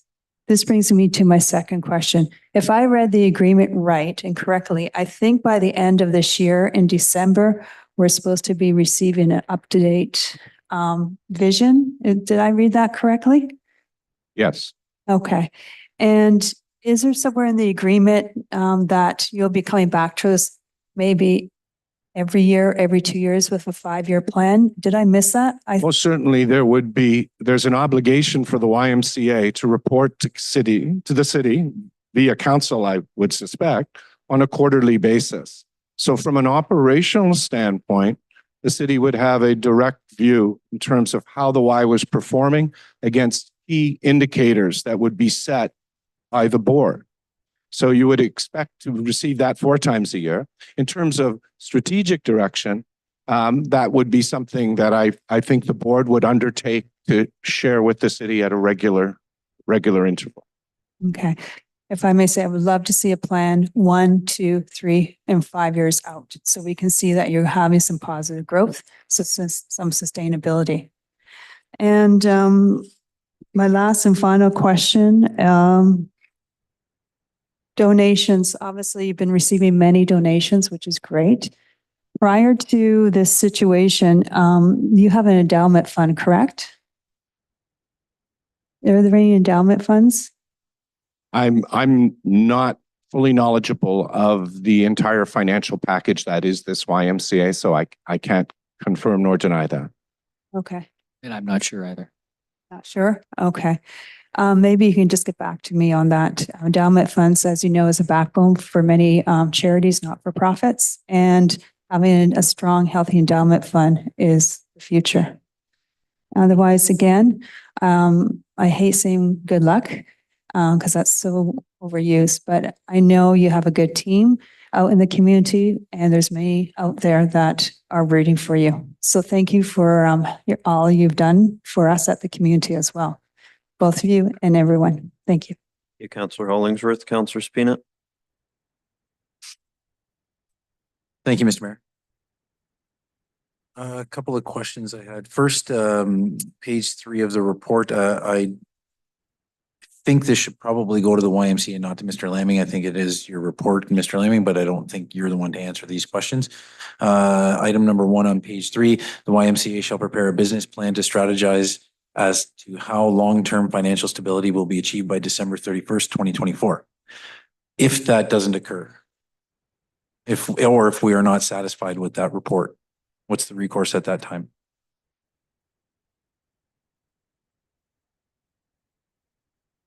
Perhaps Mr. Lamming on that one, sorry. Here, Mr. Mayor, Councillor Spina, if that was not met, we bring that back to council. I have been given assurances from Mr. Jansen here's tonight and moving forward that that was an attainable date to get a business plan. So when all good due course, we would expect to receive that. And I think there's another moment no one's asked the question, but I think Mr. Jansen does have some good news on membership as well at some point to announce. Okay, so if we receive that plan and it's not sufficient or we don't believe it meets our needs at that point in time, are we able to simply say we're no longer going to proceed with this lease, or what's our recourse at that time? Madam Assistant City Solicitor. to Councillor Spina, that would be covered under the default provisions under the agreement. So that would be considered an act of default. We would bring a report to council to advise of the situation and provide options at that time. But certainly one of the default remedies is to enact the option to purchase if it needed to go that route. That would be certainly one of the options available pursuant to the agreement. Okay, so if, not suggesting for a moment that the Y globally would not be able to meet the needs of the organization, but if that were to occur and we found that this business plan was not sufficient to meet the needs of the organization, the community, is there an opportunity or is there a platform at that point in time for us to proceed with the similar programming absent the Y? Through you, Mr. Mayor, to Councillor Spina, yes, there are different options available under the default provisions. One is to step in the shoes of the Y. One is to relet the premises to another organization. One is to purchase the premises as well. So certainly we can canvass options that would be appropriate at that time and make recommendations. Right, and then presumably council would have to make an educated decision at that time based on whatever the circumstances were. That's correct. Okay, thank you. Next question, I believe this does go to individuals from the Y. There is, again, page 3 of the report, bottom of page 3. Through the due diligence period, determined that there were some building and fire items to address and a more cost-effective solution for the boilers. Tell me about the building and fire issues, please. In order for the sale to go through, we've been closing off a number of permits and they've been updating through the fire safety protocols. Do you want to give an update on that? Good, Jim. My colleague Jared McSween will. Jared is from YMCA Ontario and he is kind of doing the day-to-day operations and would be able to give you a better idea of that. Thanks. Welcome. Good evening.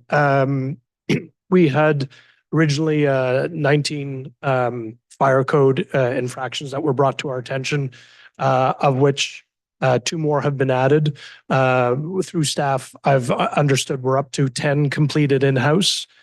We have work happening right now on one other item regarding the intake on sprinkler systems. So we're working ahead with them, but in working with city staff as well and engineer in the city, we are on our way to rectifying the remaining what would that be, 11 outstanding infractions, of which 3 are already halfway through. So that would put us down to about 8 remaining fire code suppression infractions that we have to sort out.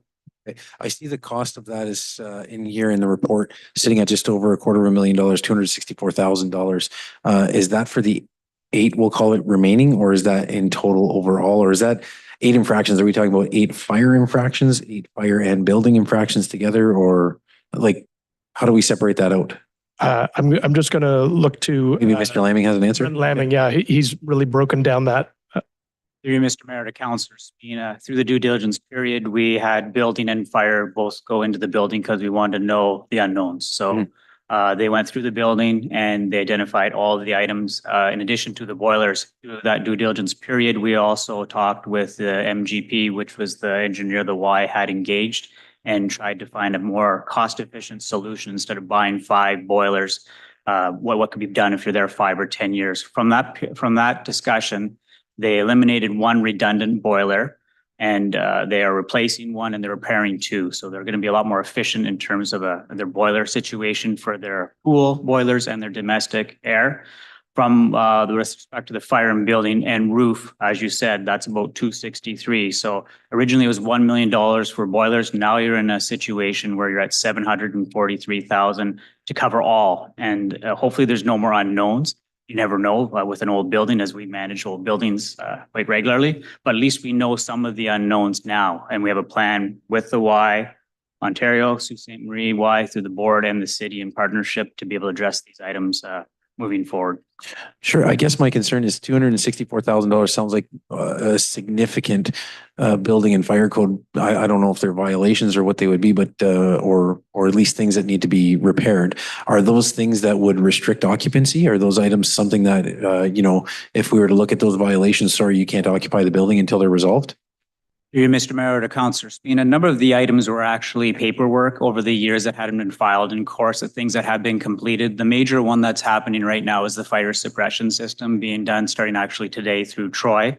And that is to make sure that everything is happening there if something should happen to the building in terms of a fire. So that is being dealt with. Our fire department is heavily engaged and so is our building department. We met on site with them 3 times right now. They're comfortable with what the plan of action is. And so is our insurance company, and Melanie can speak to that further. So it wouldn't restrict occupancy? That's correct. Those whatever, I don't know if they're violations or what you would call them, or Permit items. just, okay. So everything that the 264,000, is that mostly for the suppression system then? Through you, Mr. Mayor, to Councillor Spina, there's a number of items in that that are outstanding. So one is the fire suppression, there's fire doors, there's fire detectors, there's roof repairs. It's a number of items. It's not just one thing, that list that remains. I think Jared had said there was about 8 of the 19 that are left. A lot were tackled right off the bat and through the partnership with the city and the Y. We're going through them at a very expedited pace. Okay, and maybe this is for legal. What would be our liability with those outstanding items, or would they be resolved perhaps in a timely enough fashion that there wouldn't be significant liability for us? Through you, Mr. Mayor, to Councillor Spina, our insurer has been fully apprised of the outstanding building and fire code matters. They are pleased with the fact that progress is being made and attention is being delivered to them. Certainly, as a landlord and then a tenant in the main lease and then a landlord, we would attract liability regardless. However, we would be showing that we're making efforts. Both of our building departments and fire departments are active there. Neither have required the building to not have occupancy. So those are all definite steps that they could have taken. However, given the issues that are there, they are fine with proceeding with allowing the time to proceed and seeing the work that is being done. Okay, and do we have a timeline roughly on those? I know that's probably a difficult question.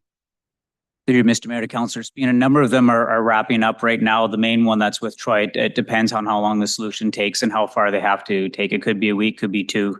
We're looking at weeks, not months to conclude the items. Right, and I guess that's more than what I was asking, weeks, not months, okay, for it to resolve all these outstanding items. You, Mr. Mayor, to Councillor Spina, that is correct. Okay, thank you. One of our presenters mentioned, I think you said you believe that this model is sustainable. Can you tell me why? Through you, Mr. Mayor, to Councillor Spina. This model is sustainable given the fact that the partnerships involved, the city is backstop in this lease. You guys are taking risk, but you're getting the services that the YMCA offers. The YMCA offers, this is what we do. This is what we do well. We offer these services to the community, health and fitness, programs for seniors, programs for people with intellectual disabilities, all the childcare stuff that's going on before and after, swimming lessons. So this is what we do well. So that, and then the foundation involved with purchasing of the building, I think that's the perfect trio to move forward and have a sustainable future. Okay, and moving forward, what steps are going to be taken by the Y if we were to approve this plan tonight? And what steps will be taken by the Y to ensure that the city's investment is safe? Because you mentioned yourself, we're taking on the liability, we're doing a lot of things here. So what steps will you, or what safeguards will you put in place, or what issues will you remedy to move forward to ensure the safety of the public investment in this? Well, we've had a number of conversations around the council table this evening around the improvements in governance and good governance, and the connection and support that the Federation provides associations to strengthen just that. So we talked a little bit again about the leadership of the association. I'm happy to report, and I think Mr. Lamming is exceedingly, and as is Mr. Vare, happy to know that today there are 2,603 members at the YMCA. And that's a cumulative number between those that are in system and those that many people in this room have provided fundraising connection to in this community. So in terms of a strong delivery of service pro forma, it seems there is one here. And I can tell you that from my experience in Ontario, given this WISE condition, and we just heard about an aging facility, we know that this association, this Y, will need to be mindful of its capital expenditures in a building that was built, I believe, in 1965. This is an aging building, so the reality is capital will be necessary even for a 5 to 10 year stay in a building of this age. So what I can tell you is the pro forma numbers that I've looked at with consultants that have come into this association are ironclad at 2,400 members by March 31st of 2025. This community and this association has achieved those numbers this evening at 2,603 members. So that core element that drives, at least as much as this building can be described as the housing of the Y, that number in membership is there. Now it's the management expertise and the governance that needs to be applied to that. And I want to just support Jake's point that he makes about the diversity of delivery of service that your association, your YMCA brings your community. It spans socioeconomic envelopes.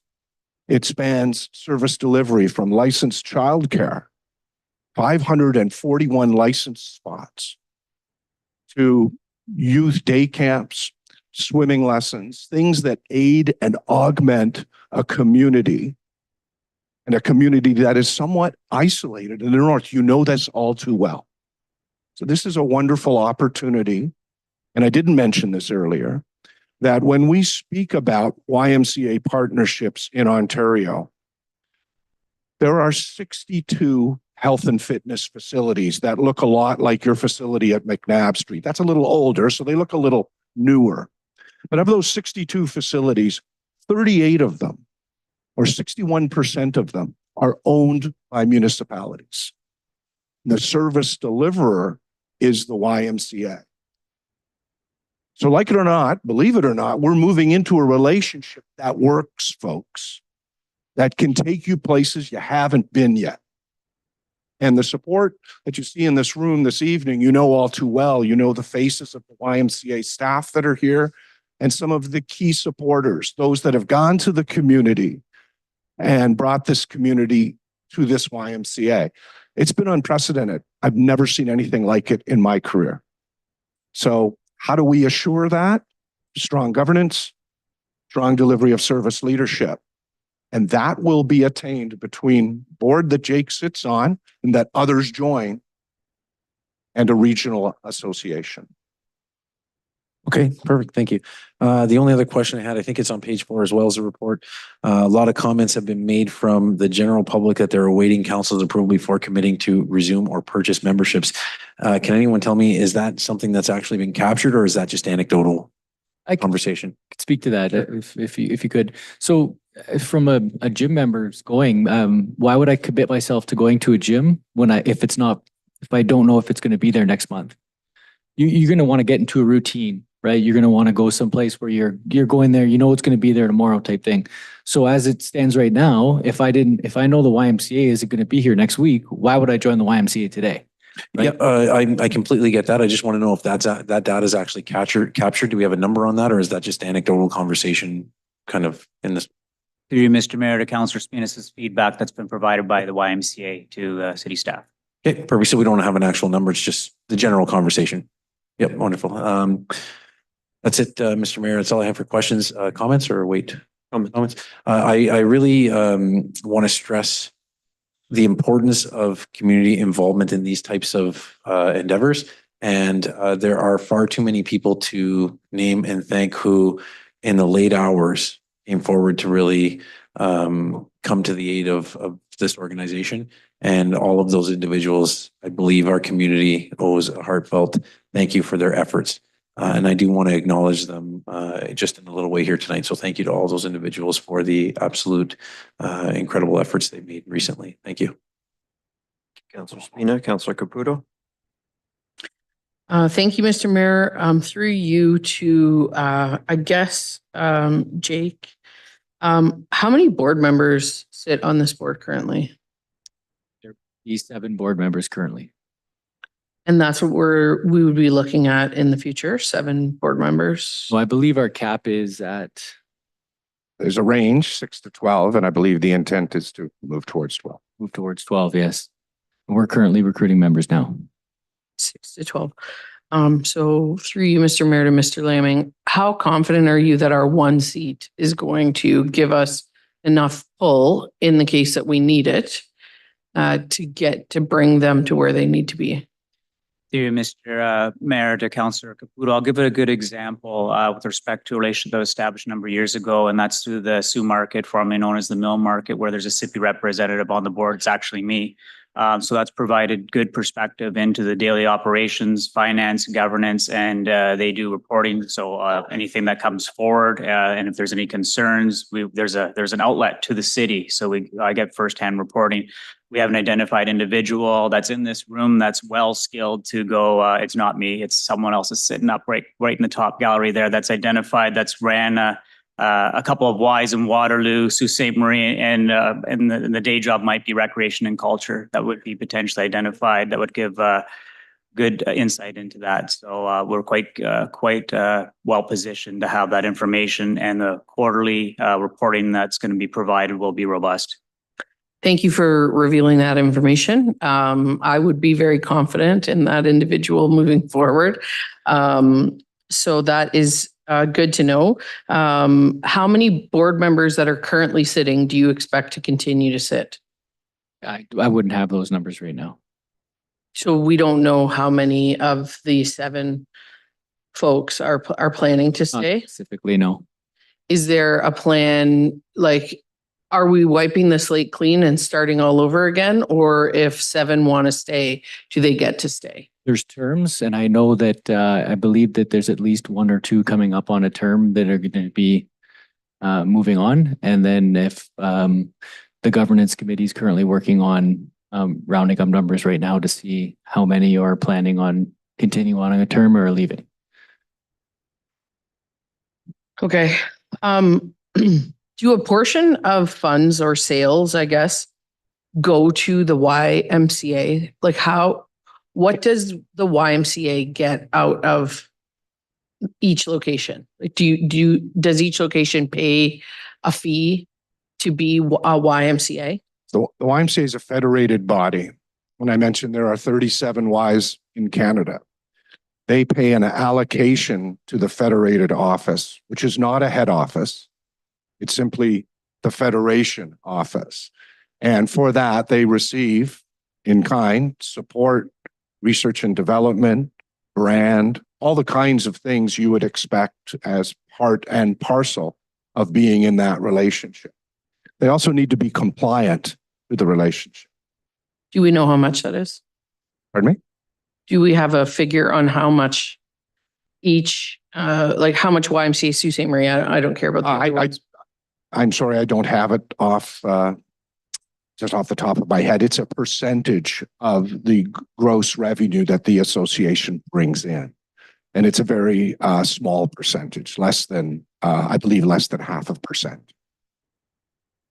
Okay. I think that's it for my questions. I do have some comments, and my comments are going to remain the same as they have since this started. I want to support the YMCA. I think it is integral to our community to see the YMCA continue. I have seen the city of Sault Ste. Marie step to the plate. I have seen local business owners step up to the plate. I have seen the Lukenda Foundation step up to the plate. What I have not seen is the YMCA board step up to the plate. So I am hoping to see a real restructuring there.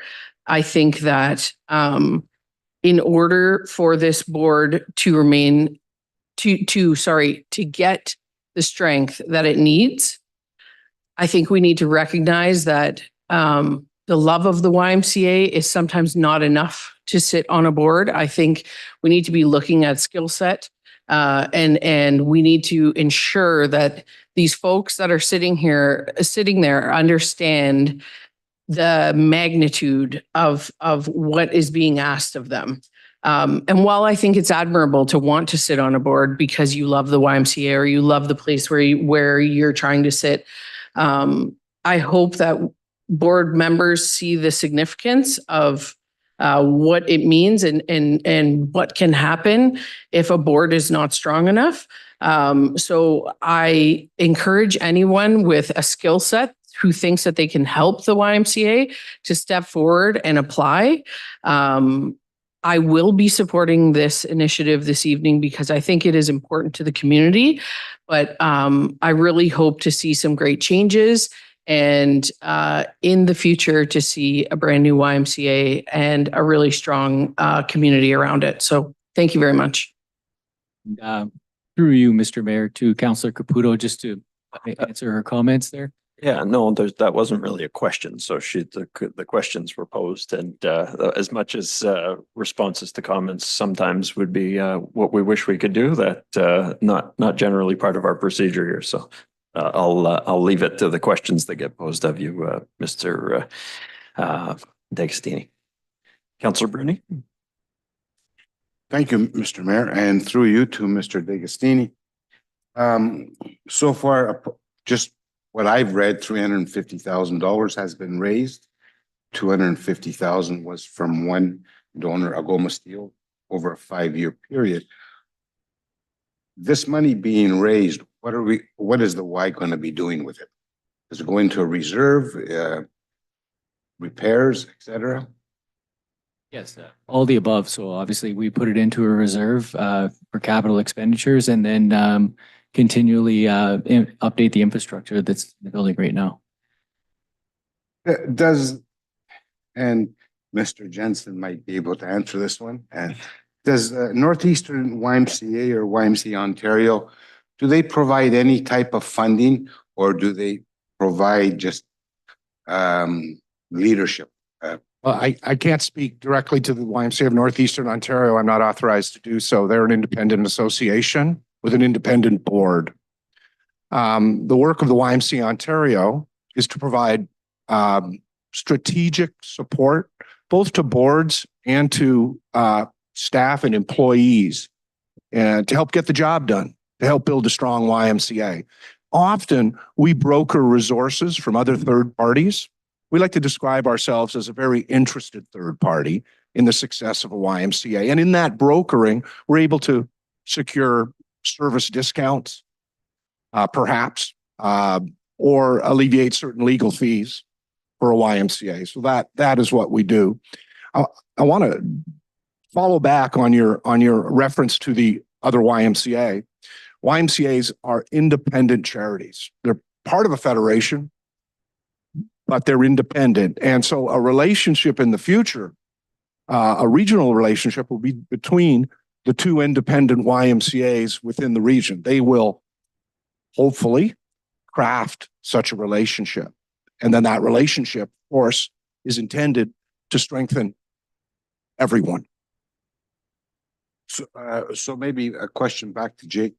Will there be a representative from the Northeastern YMCA and a representative from the YMCA Ontario on the board, or no?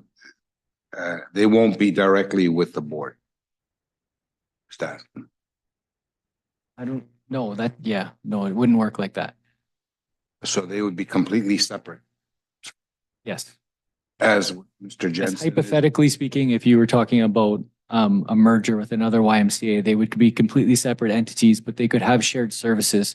For example, YMCA A could offer accounting and leadership, for the other YMCA, so to speak. Okay, thank you. A question to Mr. Laming, if possible.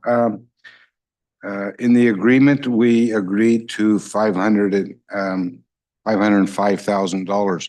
But if you're applying for the NOHC funding for $130,000, does the city share drop to 375, or are we still going to provide the 505,000?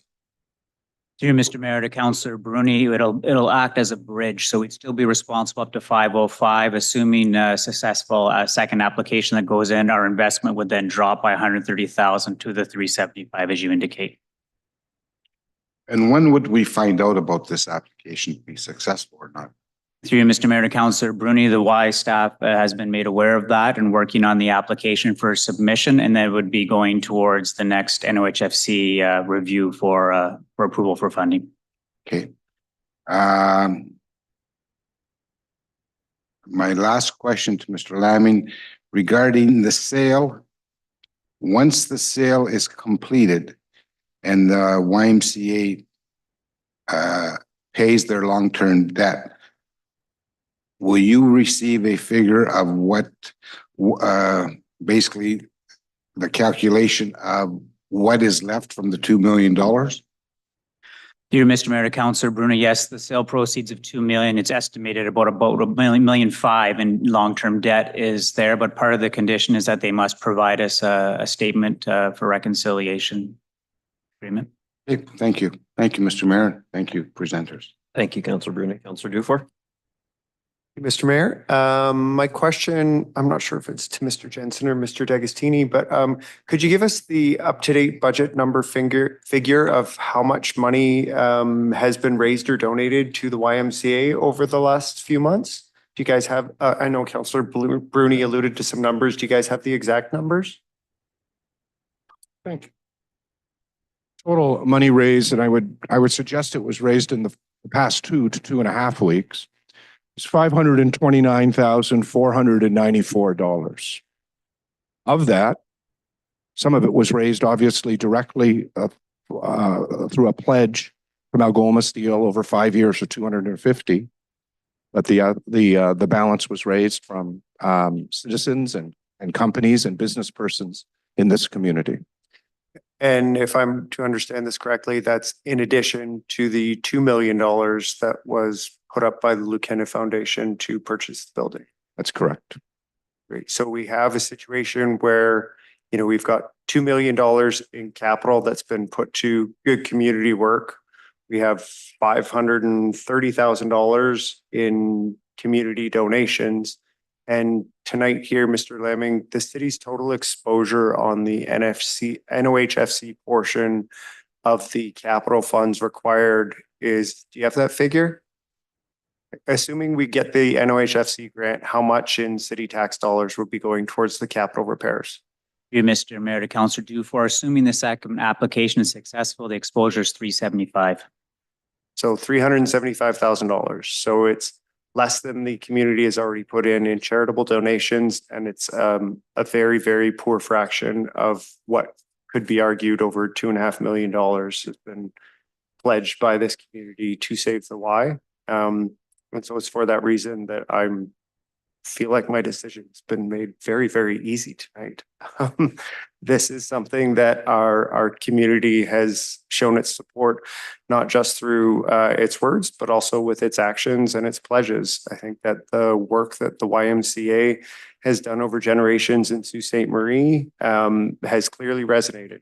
And I think that even though there's probably a lot of things a lot of us would like to change about the way this crisis unfolded in our community and the way that it was communicated, I think that it's really nice to be looking forward at a plan and a runway to hopefully build the YMCA for the next generation on a really sustainable footing. So for that reason, I'm quite happy to support this, Mr. Mayor. Thank you.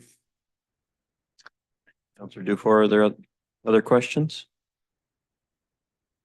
Okay. Thank you, Council. Well, as the community has heard this evening, over the course of the last many days, Mr. Jensen said a couple of weeks, I think it's probably even shorter than that over the course of the last week or so. The YMCA's membership target of 2,400 has been not just met, but exceeded, with 2,600 being committed, as we heard tonight, and that's great news. This is what Council required when the Y was before us a few months ago in this very chamber. And this will allow the Y's operations to not just be sustainable, but to hopefully grow on a go-forward basis. provided the positive momentum is kept up. This issue, as we all know, has drawn a lot of attention locally. And from speaking with YMCA members and Suites who rely on the daycare services, summer camps, medical rehabilitation services, or any host of other services offered at the Y, I know many were upset or disappointed with the short time frame associated with the Y's original announcement. Moving forward, thanks to the agreements on tonight's agenda, there is an opportunity for much greater transparency at the Y going forward.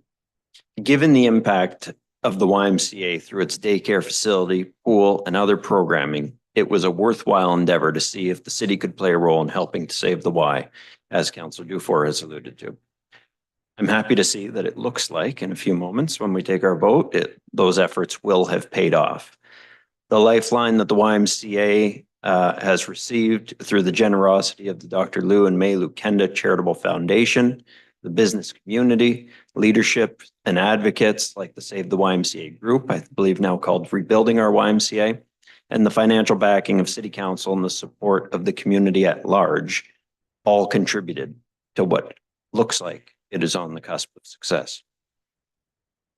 All the parties involved deserve a sincere gratitude for contributing to the Y's efforts.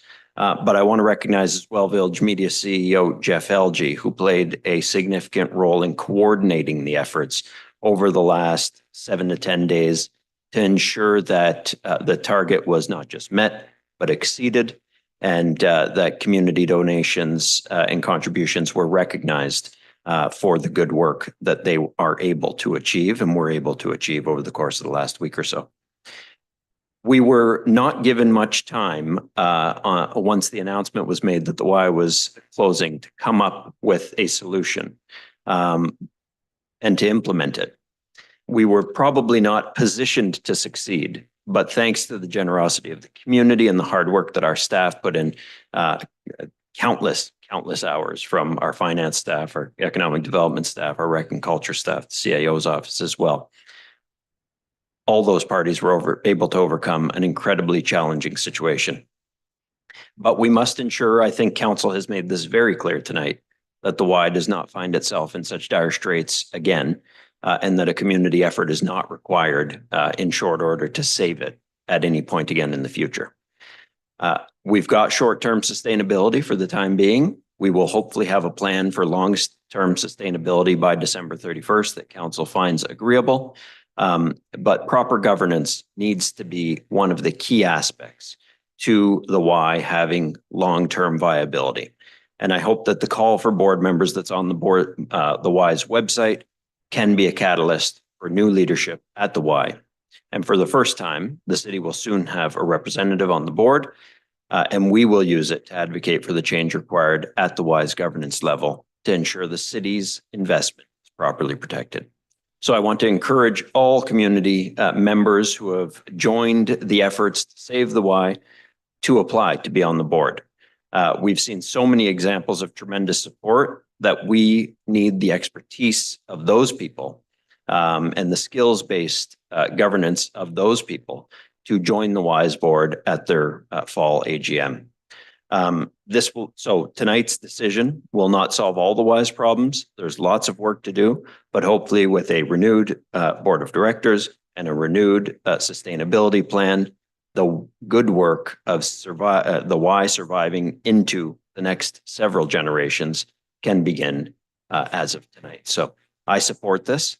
I think it is an excellent example of the city working with partners from the private sector, from the not-for-profit sector, and from residents, individually to make something work. We saw it last year with Harvest Algoma, the community rallying behind that. We've seen it again this year with the YMCA. Hopefully we don't have another episode next year that we're talking about, but it is time and time again, the community rallies to the things that are most important to it. And it has done so tonight, as we heard tonight, I shouldn't say tonight, over the course of the last several months, but as we did hear tonight from Mr. Jensen, the first time in his career that he has seen it in any community. And I think that should surprise none of us, because our community is one that steps up and cares for what is important to it. And obviously, we have been told over the course of the last several months, the why is important to our community. So for those reasons, I am going to vote in favor of this motion and or these bylaws, I should say. And the city clerk will now read a number of bylaws, which we are being asked to approve tonight. We have separated the bylaws from consent on account of Councillor Gardy's. But so the first one, so motion by Councillor Bruni resolved that bylaw 2024-113 being a bylaw to authorize the execution of the grant agreement between the city and Young Men's Christian Association of Sault Ste. Marie for the Community Development Fund grant for the building at 235 McNabb Street, Sault Ste. Marie, Ontario, be passed in open council this 15th day of July 2024. All in favor? That carries unanimously.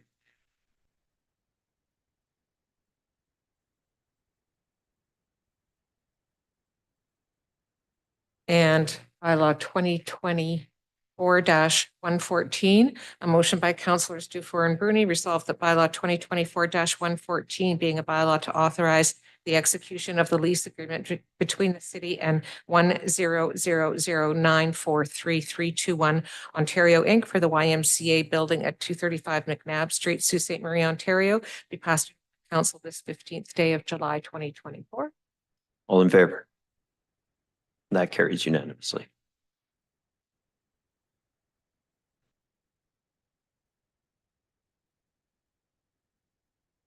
And bylaw 2024-115, a motion by councillors Dufour and Bruni resolved that bylaw 2024-115 being a bylaw to authorize the execution of the agreement between the city and Young Men's Christian Association of Sault Ste. Marie for the sublease for the building at 235 McNabb Street in Sault Ste. Marie, Ontario, be passed in open council this 15th day of July 2024. All in favor? That carries unanimously. And the last one, Madam Clerk? Two more. Two more. The 117 was on my hand. A motion by councillors Dufour and Bruni resolved that bylaw 2024-116 being a bylaw to authorize the execution of the agreement between the city and Young Men's Christian Association of Sault Ste. Marie for the memorandum of understanding for the building at 235 McNabb Street in Sault Ste. Marie, Ontario, be passed in open council this 15th day of July 2024. All in favor? Carries unanimously.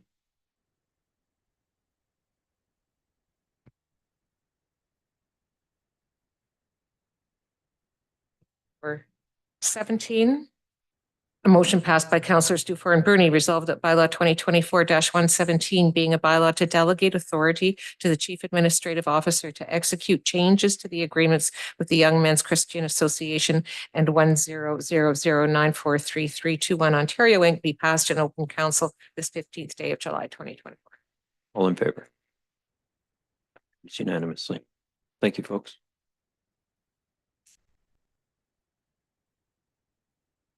That will bring us to consent.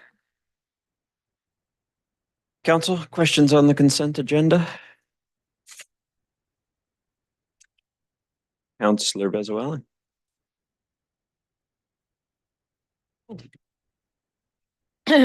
Thank you, through you, Mayor, to Ms. Hamilton Beach on item 7.8, the adopt a property. Ms. Hamilton Beach, if you could just give an overview of this program, I would really appreciate it. Through you, Mr. Mayor, or Mayor Shoemaker, to Councillor Bezuelen.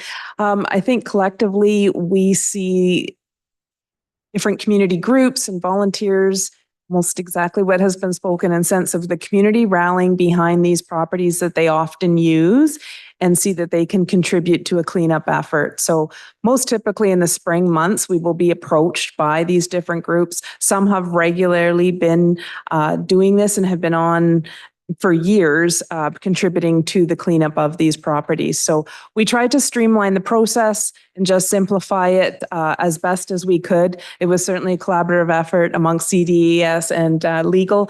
And I think we've landed on a process that hopefully is a bit more streamlined and able to be understood.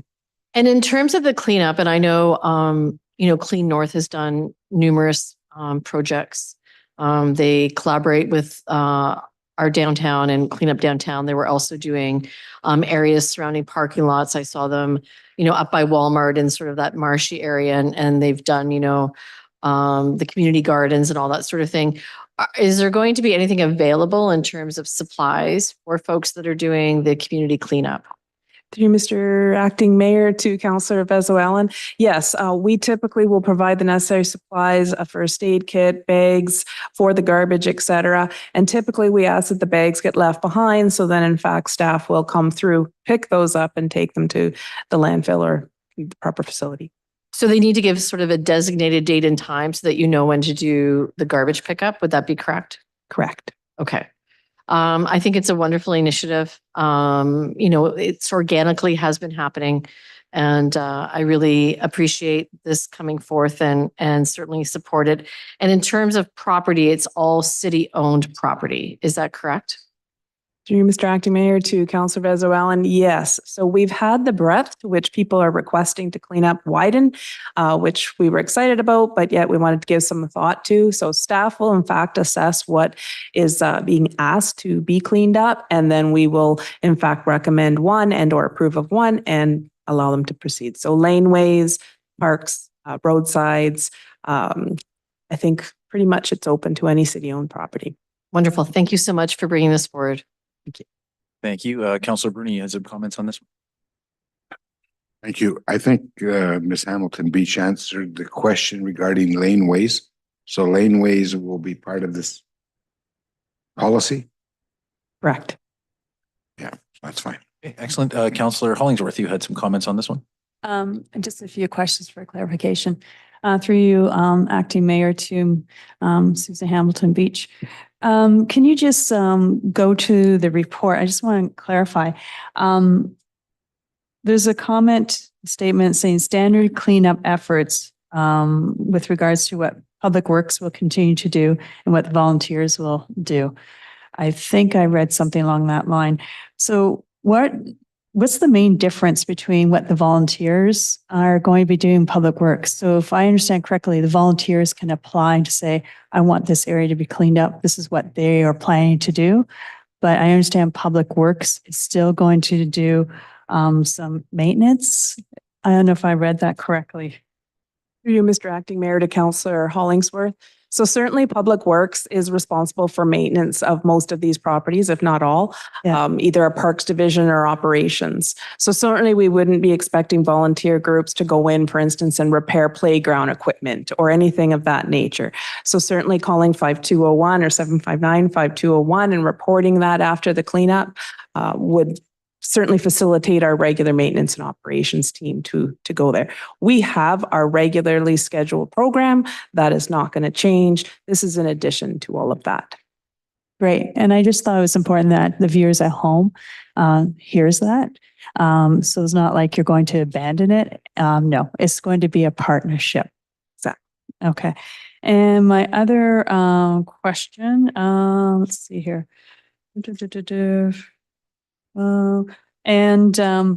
I read this correctly, did you say the city of Sarnia had a program like this, but they no longer run it? You, Mr. Acting Mayor to Councillor Hollingsworth, certainly it was their model that we mimicked and we used as the basis for a lot of our, our application and our documents. I'm not aware that they are no longer doing that. That's news to me. Okay.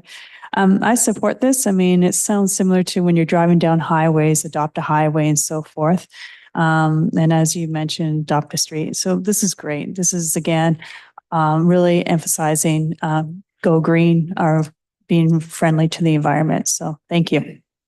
That's all. Thank you, Councillor Hollingsworth. Other questions on 7.8? Seeing none, Councillor Bezo-Allen, other matters on consent? Just comments on 7.14, the Association of Municipalities of Ontario Homelessness report. Yep. I just want to make sure that both the public and all of my colleagues around council really take a look at this report and give it some meaningful thought and contemplation. In 2023, on the report, they reported there was over 1,400 encampments throughout Ontario. And they also have some really reality checking case studies. We do have a homelessness encampment group that works through CMHA, police, fire, and through DSAB workers. So it is very much, much of our reality. And, they really point out the failure of the system. And I think when we're taking a look at what, we're getting from the province, what we're getting federally, the Reaching Home Fund is meant to reduce homelessness by 2028 by 50%. Yet the funds really are not going to the communities that really need them. At our last DSAB meeting, in the last report, we had over 400 individuals that were homeless, at least, and that included if you're even just homeless for one day, but over 400 unique individuals in our community experienced homelessness at least once a day last year. So I'm hopeful that we can take this report, put some serious action to it, and work with our service agencies so that we are looking at more creative solutions, because the reality is that it is getting downloaded to the municipality because we are the ones that are dealing with it face on. And I really appreciate this being on the council agenda today. And I think it's something that we know we are not alone. However, it is our community that we have to ensure that there's safety and housing and that everyone feels welcome. So I'm glad that this is here, and we certainly see it around the DSAB table. And I'm really think it's important for everyone to give it a thorough reflection and create some positive action out of it. So that's all I have to say. Thank you, Councillor Vezo-Allen. Councillor Dufour. Yeah, thanks, Mr. Mayor. And thank you to whichever staff member put this report on the council agenda. I appreciate it. I spent a lot of time as an AMO director actually helping to craft this report. This report actually originally came to the AMO board back in September of 2023, and then went through a number of different iterations, most recently going to the Social Policy Transformation Task Force for AMO. And what one of my guiding pushes was on that board was to really put front and center the call for federal and provincial government leadership, because that was something that was really missing from a lot of the encampment political conversations that I was hearing across the province. A lot of folks were talking about the role of city bylaws, the role of municipal police forces, and the conversation kind of just tended to stay there because that's where a lot of people were seeing folks talk about it, the city's response. When you dig into the root causes of encampments, you dig into what's really happening and whose jurisdiction is at play there, you really start to see the outsized role that the federal and provincial governments, their long-term structural policy decisions, and the way that those have fed into all of the reasons why we have encampments today.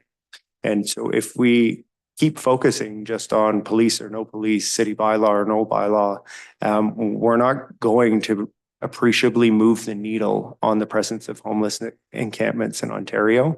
And so I'm very proud to see that this report does a much better job highlighting the specific and detailed ways that the provincial and federal governments can step up to where their constitutional responsibilities lie, with everything from the provision of community and nonprofit housing to the provision of mental health and addictions healthcare. This is where we need to make sure the political conversation stays.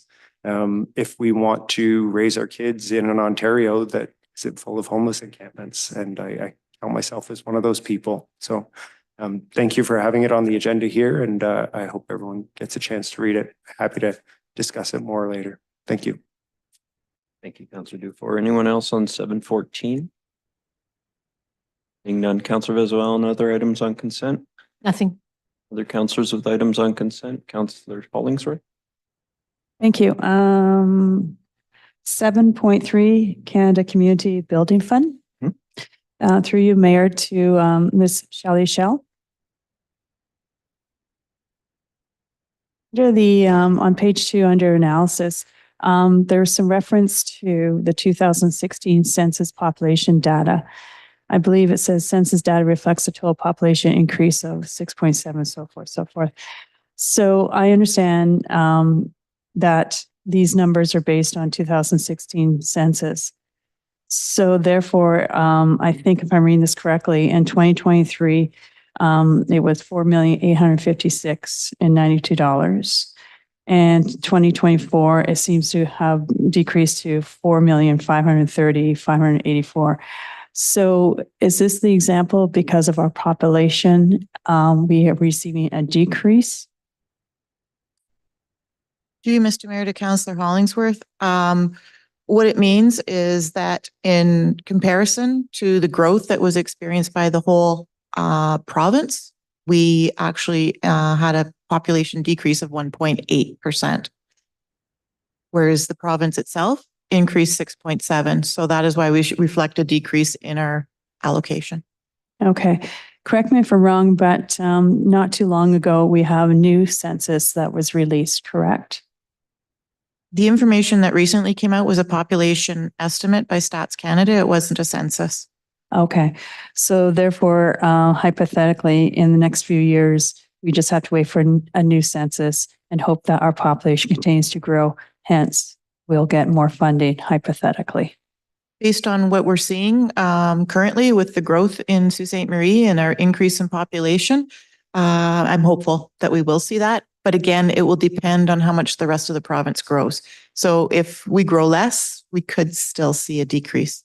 Okay. And refresh my memory, do you know, I'm putting you on the hot seat, when the next census? Thought they were every 10 years, but I could be wrong. Every 6. Every 6? Okay. So pretty soon. Well, it's every 6 years, right? Yeah. Okay. Thank you. That's all. Anyone else on 7.3? Seeing none. Councillor Hollingsworth, other items on consent?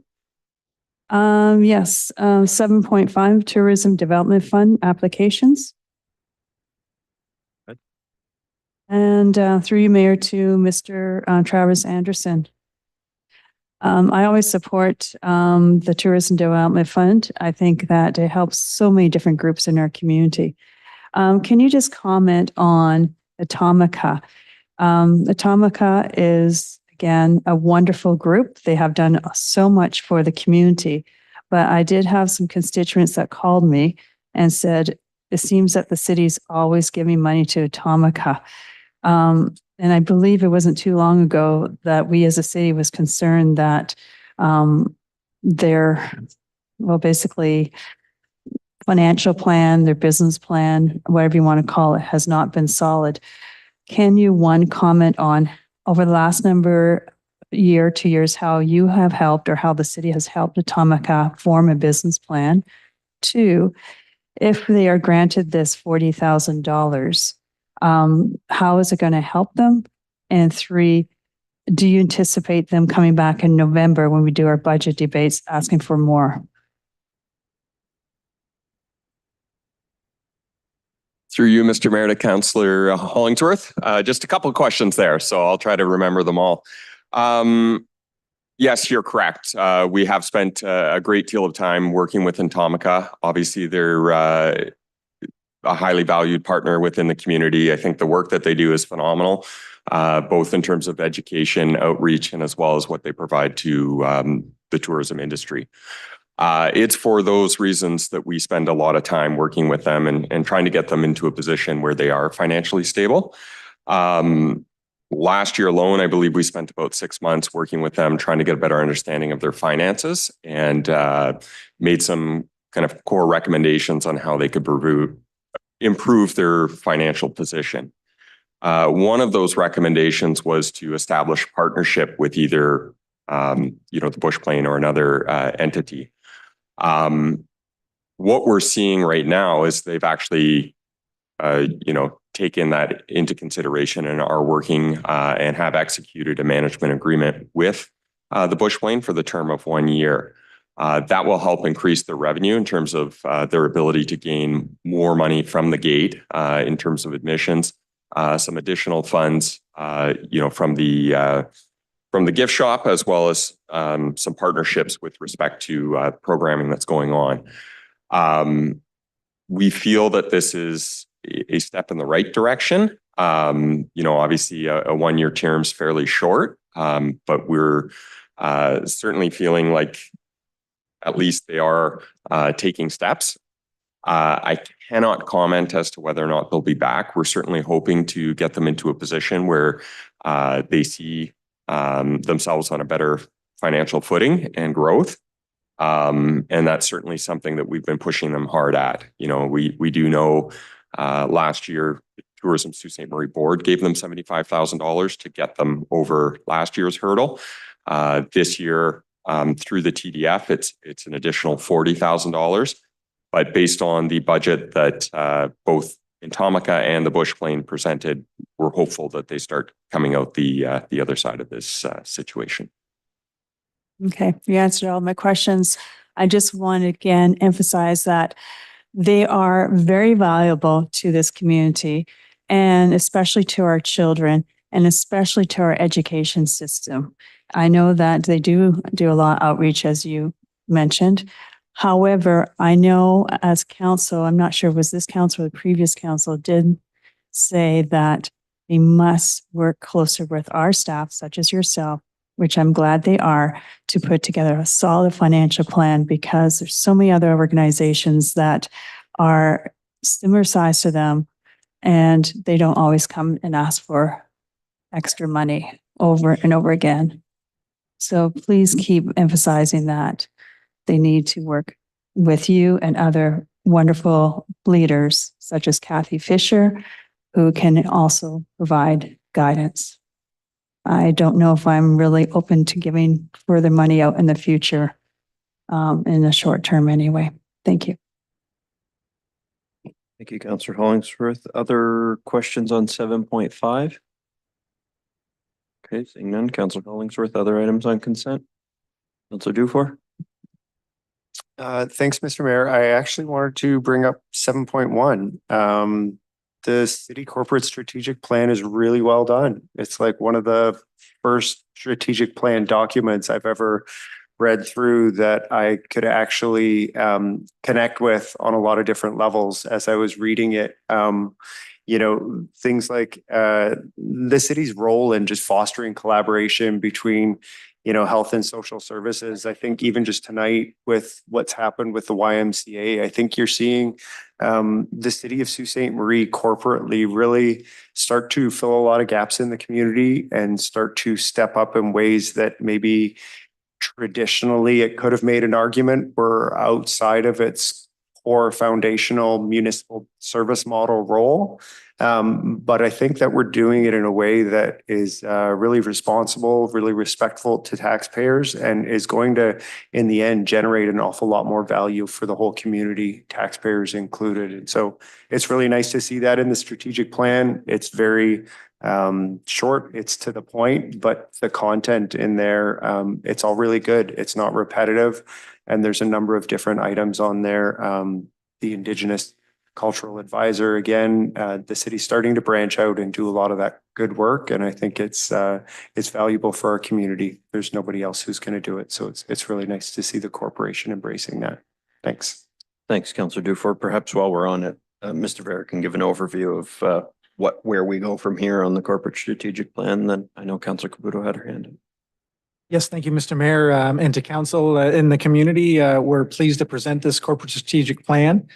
We are looking for input from council, so certainly any comments that council has. We wanted to, I think, sort of canvass council in terms of their feedback. So perhaps if people want to send in their feedback, and then if further discussion is required or meetings required, we can set it up. But otherwise, we're welcoming your feedback into the plan.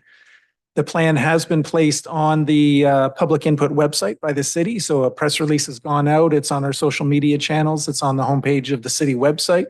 We're certainly asking the public and stakeholder groups in the city to review the plan and provide their input to us.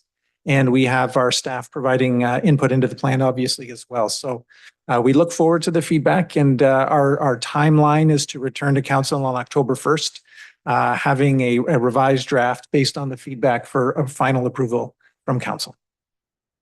And that website is saultstmarie.ca, saultstmarie.ca/corporate strategic plan, all one word. Councillor Caputo. Thank you, Mr. Mayor, and thank you, Councillor Dufour, for bringing this forward. I am equally as impressed with the way this strategic plan is laid out. Not only would I say it's palatable, I would say it's exciting. Like you look at it, and it's easy to read. It's highlighted very well. One piece that I thought was really important under community development, which is focus area number 1, we do have truth and reconciliation as one of the subsettings, which I think is so important to the community. It's important to note that 63% of the current by name list has identified as being Indigenous. No. Oh, the pick count. I'm sorry, not the by name list.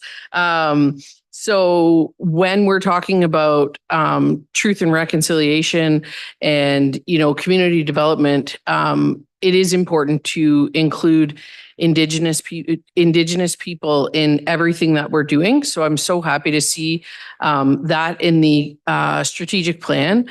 Vibrant downtown, we hear a lot about why is council always proposing things for our downtown? What about my neighborhood? We want to really make sure that we're putting a focus on this downtown area.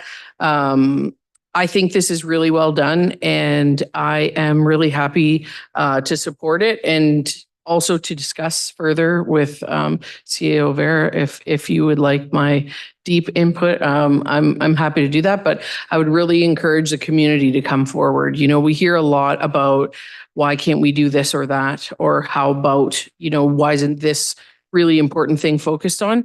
This is your chance to really have a say. This really shapes how council makes our decisions and what we bring forward. So I would encourage people to have a look at this.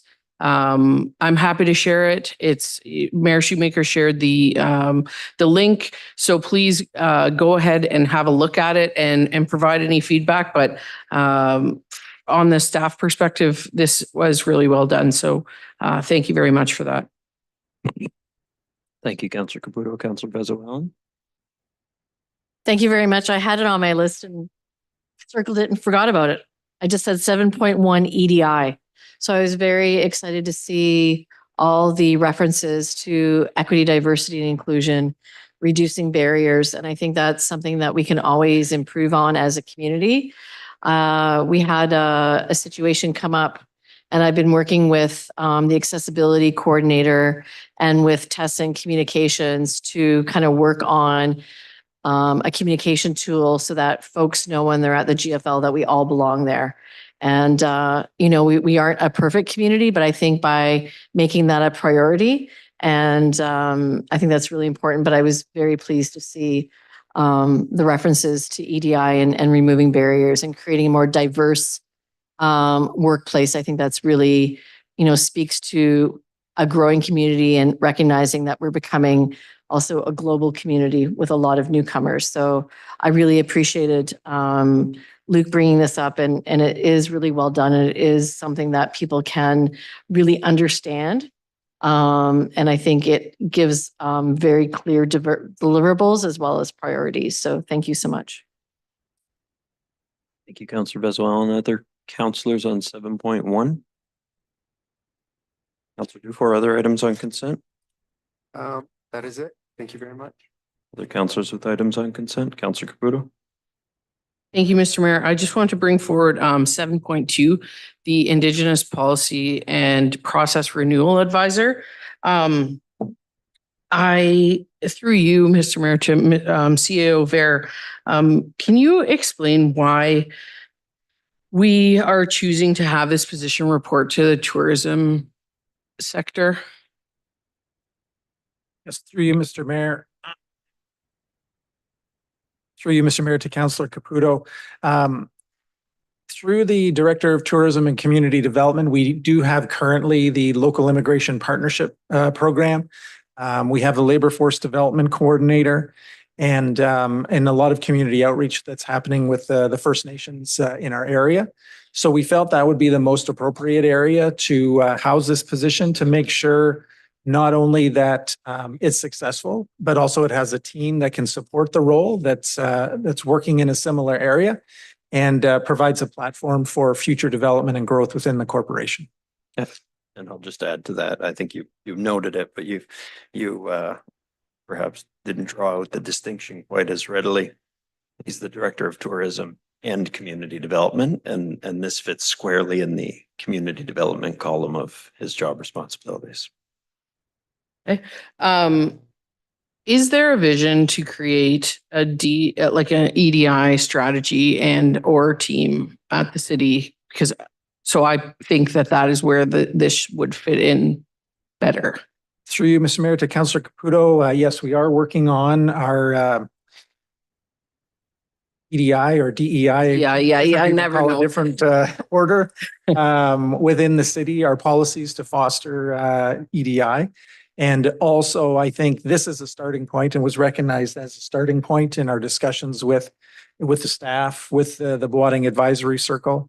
And, we'll see future development in this area and other areas related to EDI in the future of the city. Okay.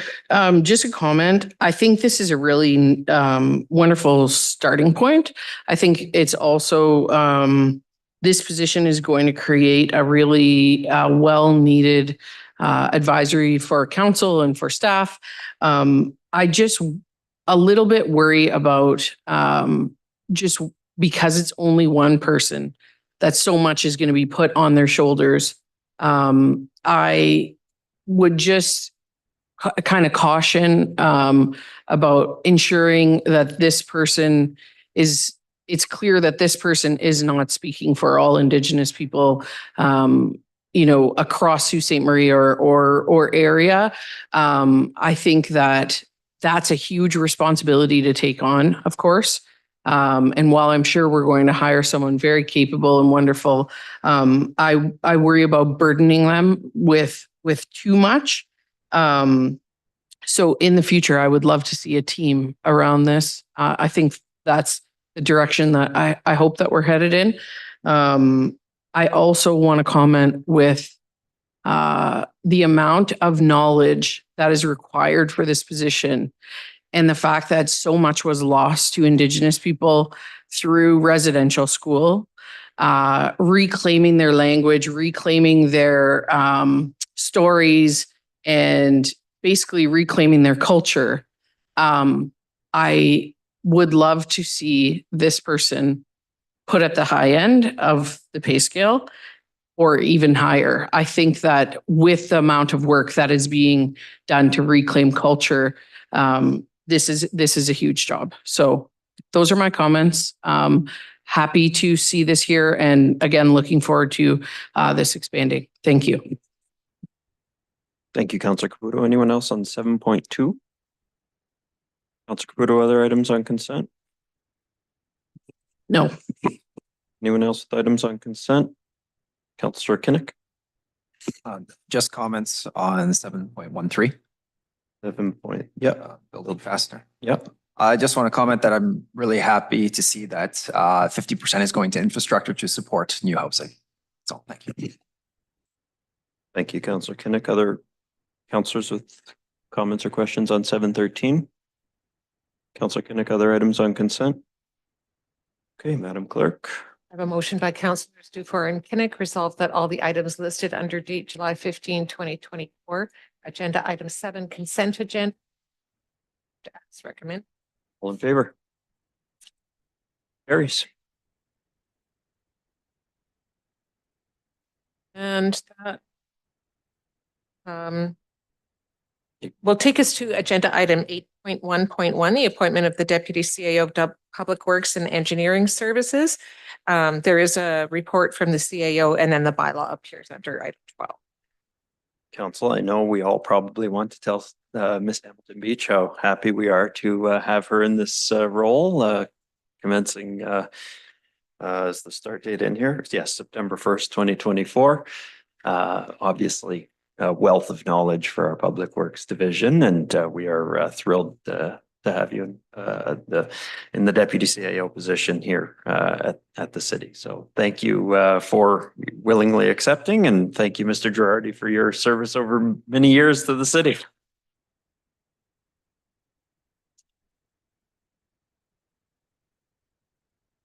Councillor Caputo. No, you want to keep this short, and congratulations to Miss Hamilton Beach. But I just really wanted to point out that Susan Hamilton Beach was hired in the corporation of the city of Sault Ste. Marie in 2001 as the very first female engineer hired by the city. And so it is really nice for me to see, and I think for the community to see a woman come so full circle in this corporation. Susan, working in STEM, has not always been seen as, a place for a woman. But you are there standing and saying, a woman's place is wherever she wants it to be. So congratulations. It's really wonderful, for your story to have come so full circle. So congrats. Thank you, Councillor Caputo. With that, we can have a vote on how to make it official. Actually, consent. Okay, well, we will not have a vote on the bylaw at this time then. We'll on consent. Agenda item 9.1, physician assistant recruitment. So motion by Councillors Hollingsworth and Spina, whereas in January 2024, the Council of the City of Sault Ste. Marie passed a resolution seeking staff feedback on adding nurse practitioner recruitment to the scope of the physician recruitment committee. And whereas Council is awaiting a recommendation on that issue. And whereas the City of Sault Ste. Marie is pushing for the development of a distributed model third campus for NOSM-U, which could include, among other things, the training of allied healthcare professionals. And whereas the shortage of family physicians in Sault Ste. Marie and province-wide has impacted the health and well-being of residents, and whereas opportunities exist to alleviate the caseload of routine family medicine treatment through the targeted use of allied healthcare professionals. Now, therefore, be it resolved that staff be requested to include recruitment of physician assistants and any other allied healthcare professionals deemed beneficial to the well-being of the community into their investigation on a potential widening of the scope of the physician recruitment committee. Councillor Holt. Thank you. As a registered nurse, I just want to basically use this opportunity just to increase our toolbox. I think it's very important that we include all possible healthcare workers that we can possibly recruit. First of all, I just want to emphasize and say thank you to all the nurse practitioners that have helped our community. Their role as nurse practitioners is vital, is absolutely huge. I do also want to comment that, as most of us know, the healthcare system is going towards a team approach. We have a team approach, not mentioning the practice name, but down on Queen Street, where it's physicians, nurse practitioners, physiotherapists, registered nurses, and so forth. It's a team approach when you're providing quality healthcare. One piece that we're missing in this team approach are PAs or physician assistants. I just want to take this next minute to update and educate the community on the purpose and role of physician assistants. Physician assistants have been in Ontario since 2007. The number is approaching 1,000, most employed in Ontario in most areas of medicine and surgery, but they are present in at least 6 provinces. They have been well-organized governance called CAPA, based out of Ottawa, with board exam certification, government funding to help MD practices in the first year for new grads, etc. PAs, physician assistants, will be officially regulated under the CPSO as of next April. That's important to know, and I'll tell you why. And again, I want to say thank you to all the emails and phone calls I've received over the last week on this. When they are going to be regulated, that means that the billing system will be changing. What does that mean for us? That opens up doors for for us to actually potentially recruit physician assistants into our community. So having them part of this particular terms right now allows us to start looking at physician assistants, putting them into our pipeline, potentially filling the gaps in our healthcare system. For PAs, physician assistants are trained in diagnostic and therapeutic skill sets, more on a physician model as opposed to nurse practitioners who are trained on a nursing model, such as a nursing model I was trained in. And physician assistants partner with MDs and practice as physicians extenders, not as independent replacements. Please don't get me wrong, they're not replacing, they're complementing the whole system. Physician assistants and nurse practitioners are interchangeable and can be the right thing for the right patient. But the bottom line is that they are equivalent. I'm saying that all this because someone in the community have reached out to me and asked what the difference is. They really are very much interchangeable with a little bit of difference in scope, but both are very valuable to our community. So basically, in conclusion, is that we need physicians, we need nurse practitioners, and now physician assistants would also be very beneficial because all three do diagnostics, all three prescribe prescriptions, all three can read test results and so forth. So please, at this time, I want to say support including PAs, because the more tools we have, the better quality of healthcare we can provide our community. And again, I want to say thank you to all healthcare workers, and I mean that, all healthcare workers, PSWs, RNs, physiotherapists, nurses, everyone that works at our hospital, our walk-in clinics, our public healthcare and so forth. I know I'm missing them, but everyone cares about the healthcare system, and let's give them one more tool. Thank you.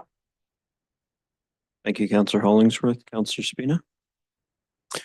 Thank you, Mr. Mayor. Not much to add. I mean, several months ago, we sat around this chamber here, council chambers here, and we all kind of pledged to do everything we could to really enhance the lives of the people of this community in terms of the crisis we're facing in terms of the lack of medical practitioners. And I think all of us tried to turn over every stone we could to find solutions. I'm very thankful that Councillor Hollingsworth kind of lives within this system and has a bit of a greater knowledge within the system to help us really expand that search. And really, I'm very grateful that this table's made a number of decisions over the last little while that have helped really extend our reach into the healthcare world to bring people here. And I'm happy to support this motion to keep that going forward and help the citizens of our community. Spina. Other comments? Seeing none. All in favor? That carries. Use management proposal. Motion by Councillors Caputo and Zagordo, whereas it is important to maintain a healthy balance of wildlife and people in our community. And whereas according to Environment Canada, temperate breeding Canada geese can damage grass, plants, parks, crops, and other green spaces, while goose droppings foul footpaths, stalks, beaches, lawns, parks, and contribute to contamination of nearby water with parasites and coliform bacteria. And whereas both geese with nests or young are known to be aggressive toward humans and pets, and whereas geese are particularly attracted to grass near water, which leads to conflict between humans and geese at places like the Boardwalk, Bellevue Park, Clerk Park, and many other main city attractions. And whereas these attractions have been put in place for the use of citizens and to encourage tourism to our city, but the presence of geese and goose droppings deters people from being able to utilize these areas to their full potential. And whereas municipalities such as Aurelia, Barrie, Simcoe, and Ramara have successfully implemented goose management plans, now therefore be it resolved that staff be requested to report back to council regarding the cost and feasibility of a goose management plan in Sault Ste. Marie. Further be it resolved that the report include the current amount being spent to manage geese, including cleanup, and any current tactics being used to curb goose and human interaction. Councillor Caputo. Thank you, Mr. Mayor. I was happy to bring this forward after really mulling it over the last few months. the geese this year have been excessive, in my opinion, and in the opinion of many folks who I've spoken to. The parking lot here at City Hall is a great example of not being able to walk through without finding yourself stepping in goose droppings. The boardwalk, Clerk Park, in Bellevue Park. Now that I have a little one, I can see firsthand it is hard to manage a little kid at Bellevue Park who just wants to run through the grass and is being hissed at, and the wingspan is coming out in full force. It's dangerous. And so I think there is an opportunity, while our staff has done their best, I think, to manage this. Stats from Canada.ca tells that just in Southern Ontario alone, there are over 1 million geese. I feel like there are 1 million in the zoo. But I think it's just a problem that has gotten out of hand and out of reach of where our staff can manage it. I've been at Bellevue Park when the scare gun goes off, and it's not very scary to the geese anymore. So I'm hoping that we can take back our beautiful assets and that people are going to be able to use them again. When I posted about this on social media, I got a huge response from so many people saying they can't walk their dogs down there, they can't bring their kids down there. They're not using our assets. And that's really upsetting to me, especially given that we live in a cold climate, snowy for so much of the year. Once the snow melts, I really hope that humans and citizens in Sault Ste. Marie can use these assets to their full potential. So I'm hoping that by putting a goose management plan in place, we will be able to see that through soon enough. Thank you. Thank you, Councillor Caputo. Councillor Zagordo. Thank you, Mr. Mayor. Just a few comments. At first, it might seem like a trivial thing in terms of moose. Let's not go to moose yet. Much more dangerous. Let's just take it one step at a time with goose management first. Living across the street from an elementary school and seeing the impact the migration has on, just children, even at recess time. It's a good thing to see what other communities might be doing. So I'm happy to definitely support the resolution by my call. Thank you. Thank you, Councillor Zagordo. Other councillors? Seeing none, we can have a vote on the matter. All in favor? Sorry. That carries.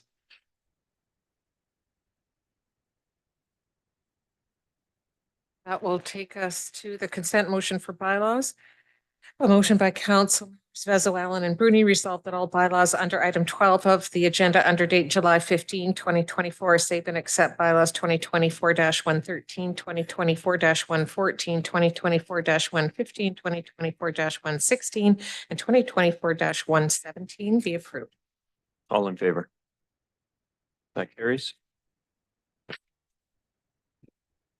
A motion for closed session by Councilors Vezo, Allen, and Bruni resolved that this council moved into closed session to discuss one item concerning the proposed acquisition of land and one item concerning a position plan procedure, criteria, or instruction to be applied to negotiations.